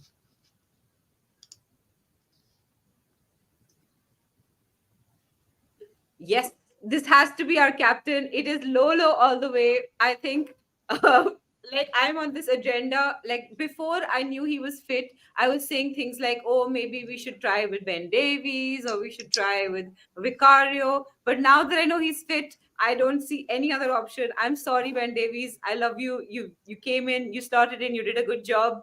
But this is the captain for the future as well. So I think that we should try him out. Why not? Give it a chance. Yeah, he is our captain. Well, he's a captain elect for Ash and myself. We want Lolo as our captain. Lolo Um, agenda. oh, he's come back to us just before. So Ellie's saying, Ash, you love the calm down dance offs I sent last night. I just had to send them as that song is brilliant. I saw Yes. messages being sent to you yesterday in the group, Yeah. but I didn't actually. I'll be honest, Ellie. I didn't look at them because they were aimed at Ash, so I didn't bother opening them. So, but yeah, I can see Ash understands what you're talking about. Daniel Yeah. Sandoval saying at night it gets to -12 to -15. That's quite Wow. surprising because it was -8 at 1 o'clock in the afternoon. I somehow expected it that it might have been even lower than -15. So I suppose, Daniel, you're used to it. So for you, it's quite normal to live in them kind of conditions. Like it's quite normal for Ash to live in her tropical conditions. And Yeah. I don't know whether it's quite normal for us here in England because we get all sorts. We get all sorts at the wrong time of the year. So I remember one year it was 30 degrees on the 1st of November, where it should be colder times. It was 30 degrees. And I'm just like, what, really?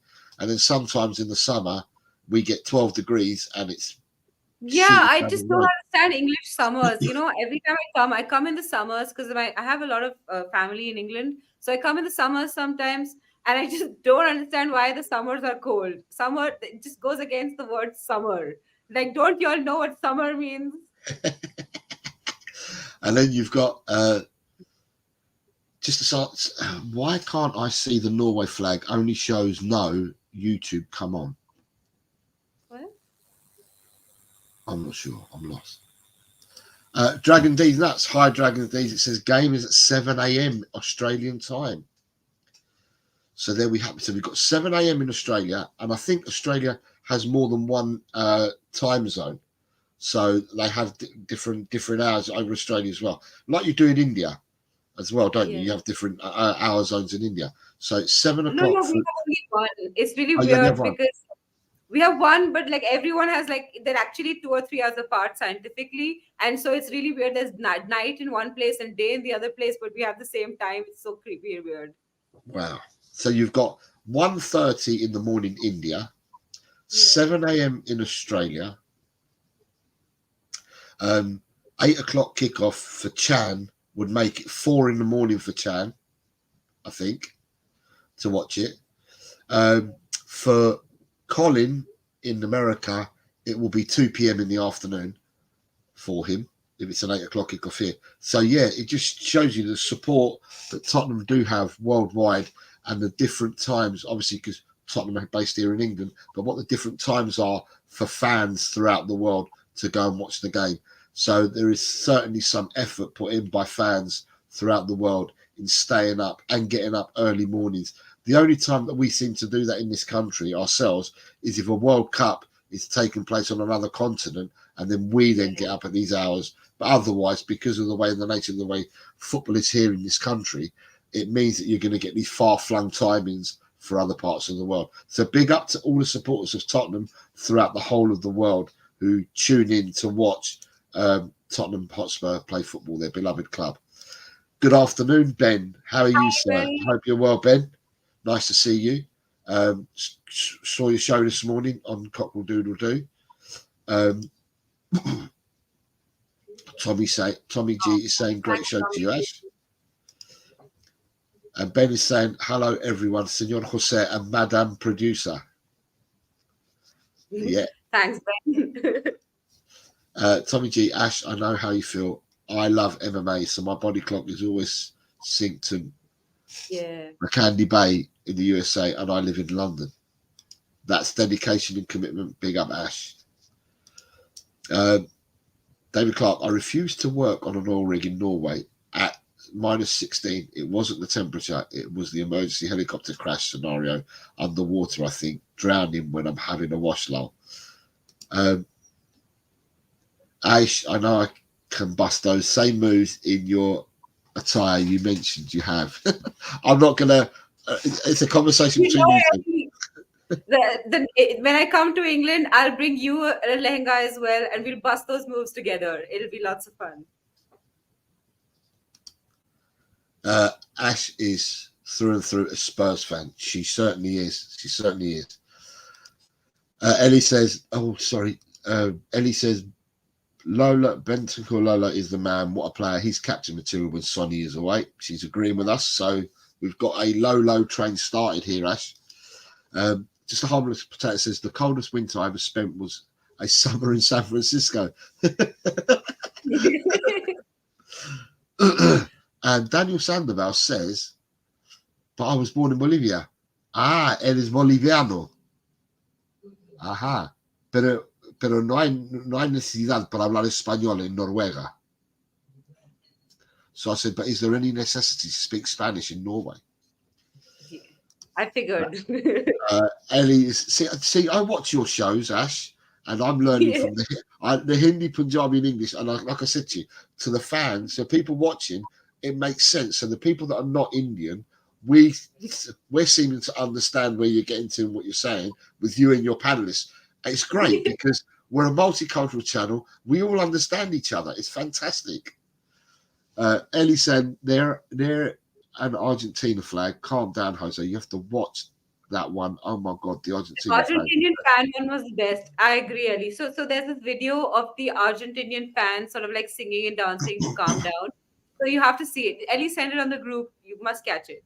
It's a fun video. But because I see the videos in the group and Ellie's sending them and she keeps marking your name on them, it's like anything. It's like I won't open somebody else's envelope that comes through the post. It's got somebody else's name on it. So it's the same as with the group because Ellie says Ash, I don't open it. So she would just send it to me if she didn't want everyone else to see it. Yeah, but it's because it's the same as sharing a house. If you share a house and everyone else has got posts, I don't go and open their posts. So she says, I sent it last night. Check it out, Jose. Argentinian fans singing Calm Down is something else. Absolutely fabulous. Well, if you're saying that I'm allowed to, then I will do so. And sorry, Tommy G says Mandalay Bay. Yeah. Las Vegas. So basically, tonight, Ash, you score?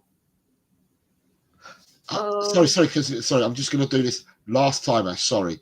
We will talk about the score. And just realise that we have got some more people in here. And when we got some more people, this is going to be a first for the show, but I'm going to go for a treble. Go for it.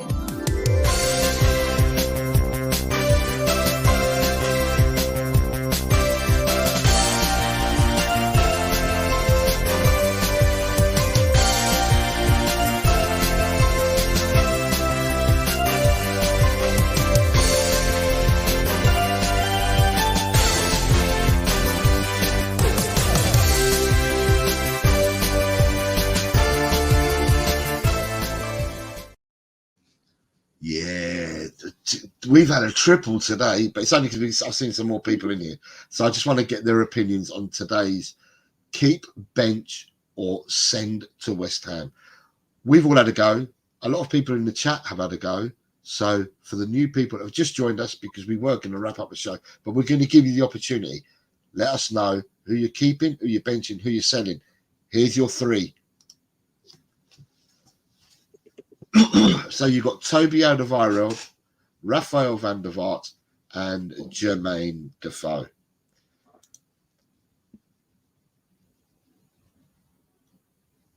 So probably this is Ben, if he's still with us, he wants to have a go. Chris Agenbar, who I've seen has said hello to us. Yeah, so just wanted to see whether you guys wanted to have a go. And if so, who do you want?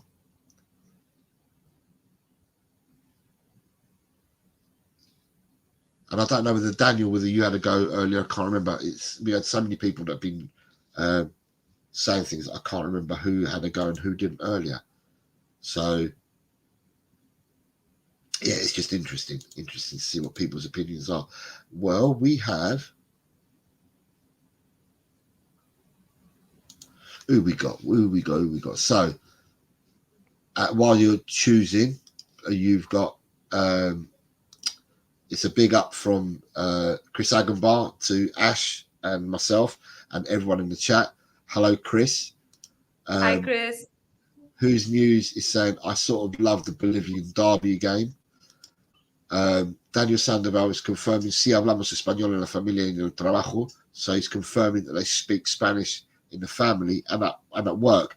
Does that mean that you work for your family and Daniel? Or is it that you work for a Norwegian company that has a lot of Spanish speaking people? Who's News so many catalogue poses? Just harmless percent says Burnley won one away game all season against Luton. Anything but a win is unacceptable from just a harmless potato. I agree. Tommy G is saying winner, winner, chicken dinner. Absolutely. From the comment I think Who's News made earlier, Daniel Sandoval is saying, is he referring to the derby game or the Bolivian game of Bolivar versus the strongest? Ben Kaufman is saying, so our Ben is saying he would keep Van der Ven, he would bench Van der Vaart, sorry, he would bench Defoe, and he would send Toby to West Ham. Okay. I see that. I would go for that as well if we didn't need a centre back. So, like I said, it's interesting because today's one, although you found it easy, Ash, a lot of people have given us different combinations today. It's not been a slam dunk, so to speak. Whose News is talking the strongest versus Always Ready. Okay, I've never heard of Always Ready. Kem62, hi Kem, and this is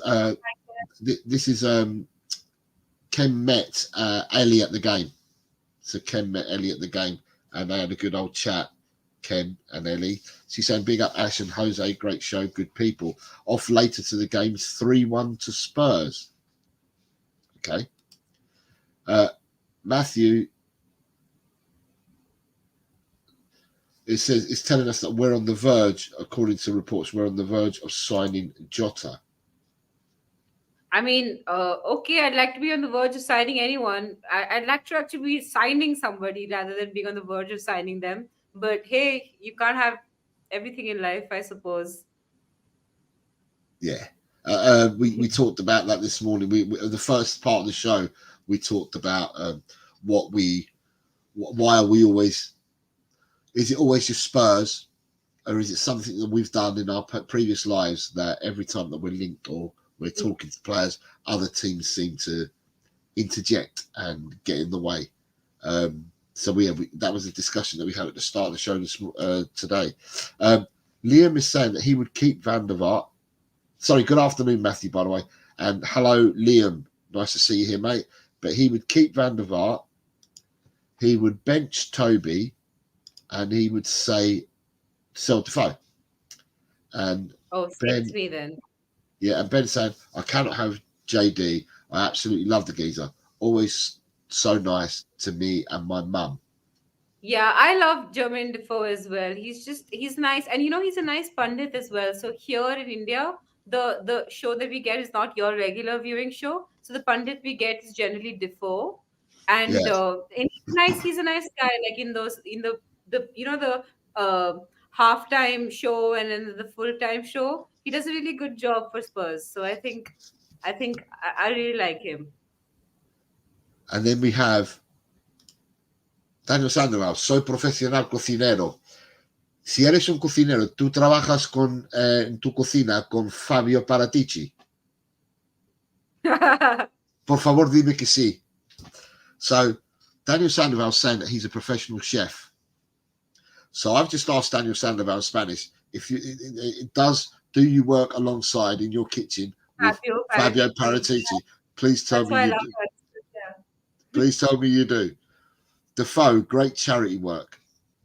Mira. He says sí. He says yes, he does. Trabaja con Fabio Paratici. Well, Daniel, if you work with Paratici, can you give us some insider information on what we're bloody doing? And then you've got who's new saying Chef Superstars in the chat. He loves it. Yeah. So yeah, we've done the Keeping West Ham. So we've gone to that. So I'm going to come out of the Keeping West Ham because you've had a go at it now, which I thank you very much for. So yeah, we are about to wrap up. So it was Ash talking about tonight's game. What's going to happen? What do you think is going to happen? You got any comments to make on the lineups or anything like that? Or the score even? What your thoughts are? You're basically bearing in mind that you might be tired by the time the game comes. What are your thoughts now while you're still lucid and with us?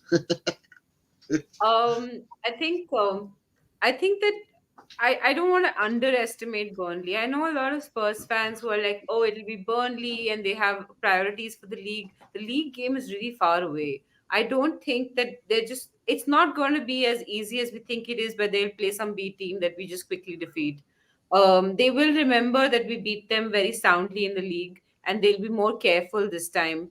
They're a Premier League team, so I don't want to take them for granted.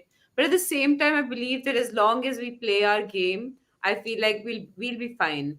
We just need to have belief in ourselves, not worry about what the opposition will do. Just play our game, and I'd like to see one of the kids start.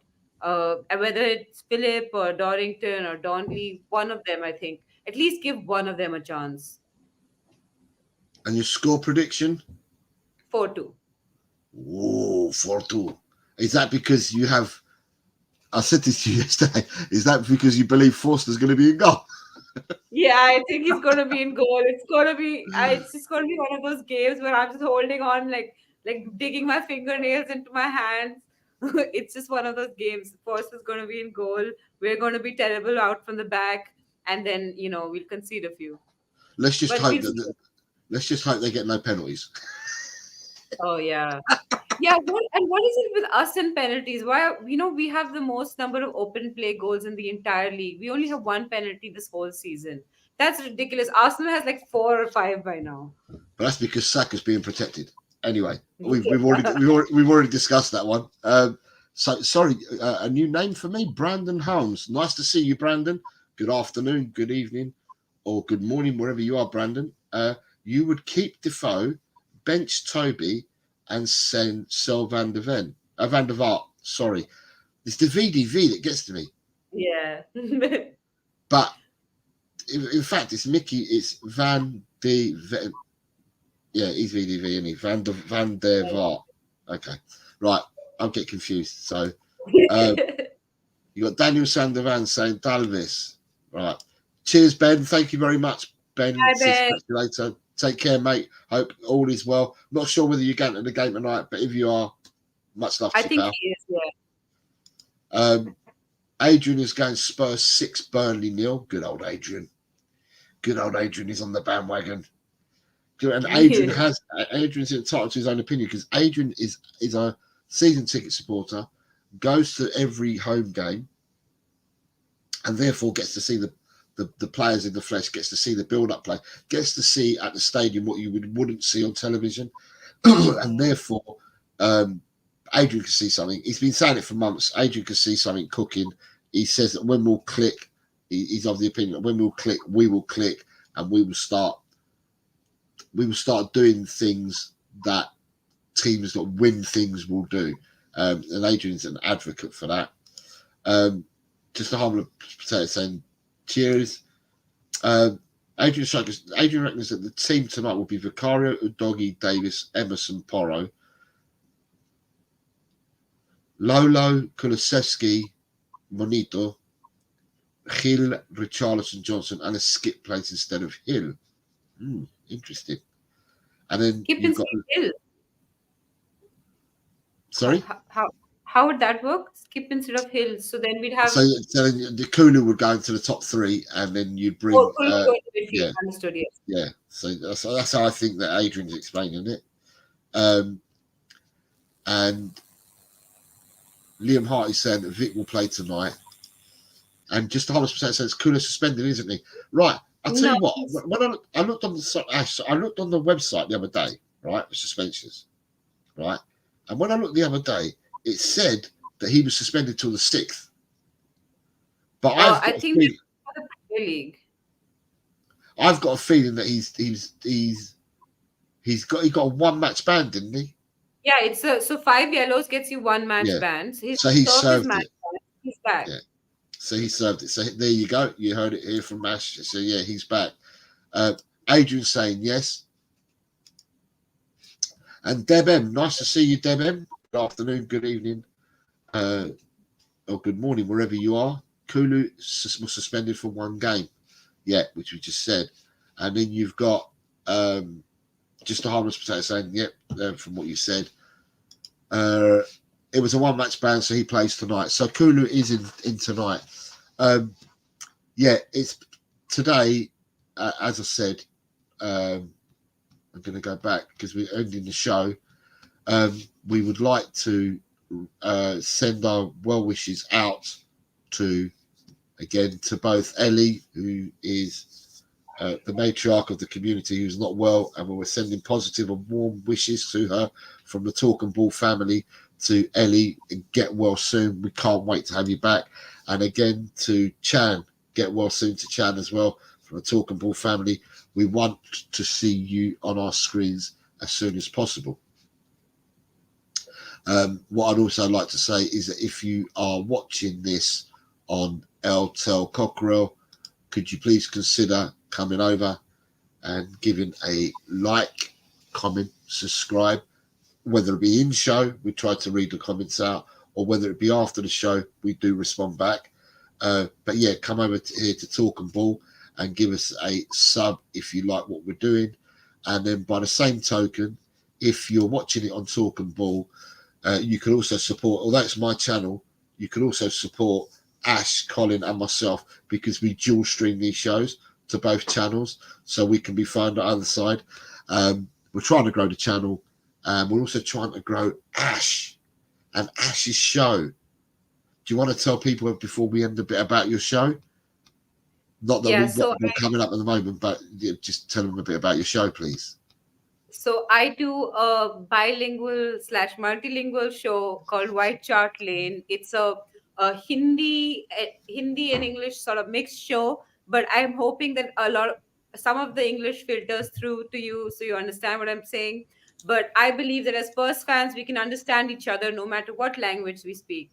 And so White Chart Lane, there'll be one before the United game, possibly. Let's see, there'll be a pre-match show.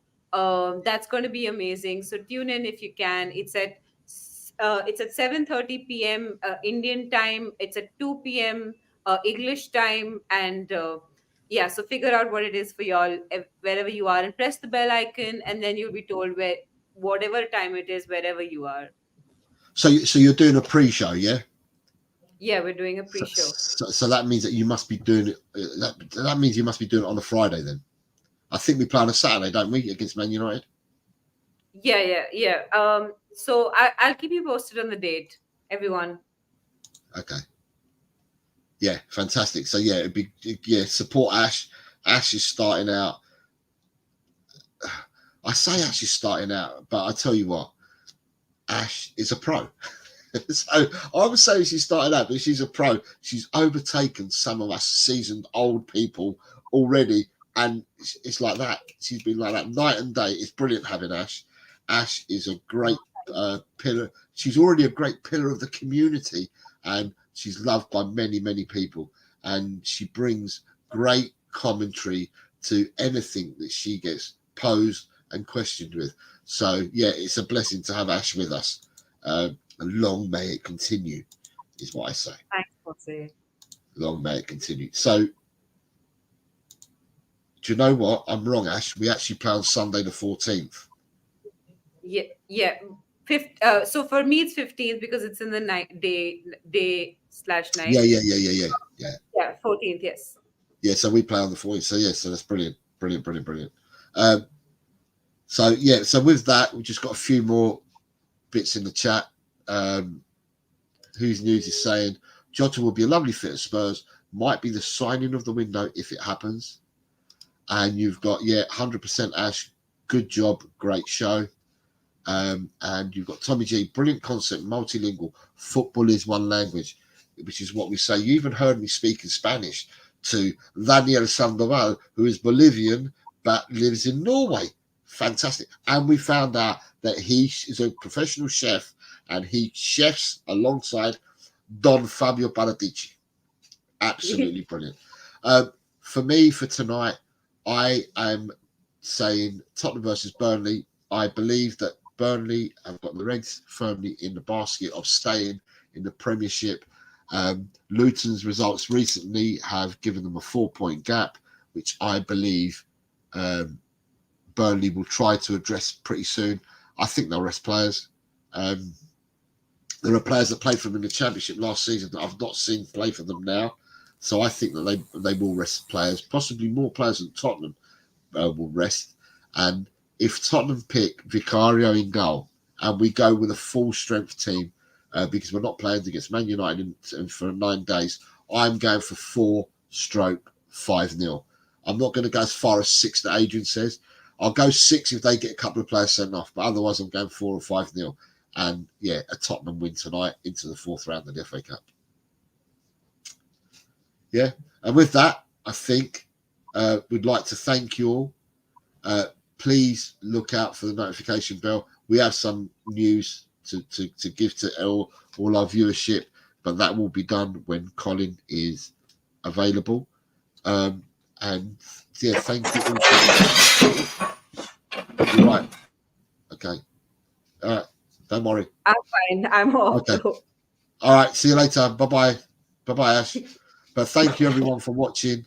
And as always, forever always, I would say to you all is come on, you Spurs, and in Ange we trust.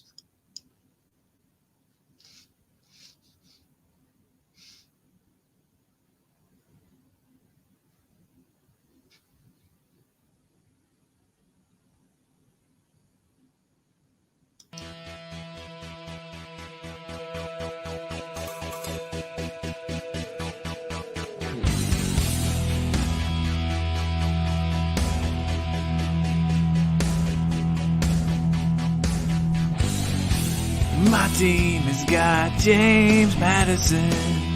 James Maddison is what we need. Whoa, thank God we got James Maddison. This kid plays ball like you would never believe. Whoa.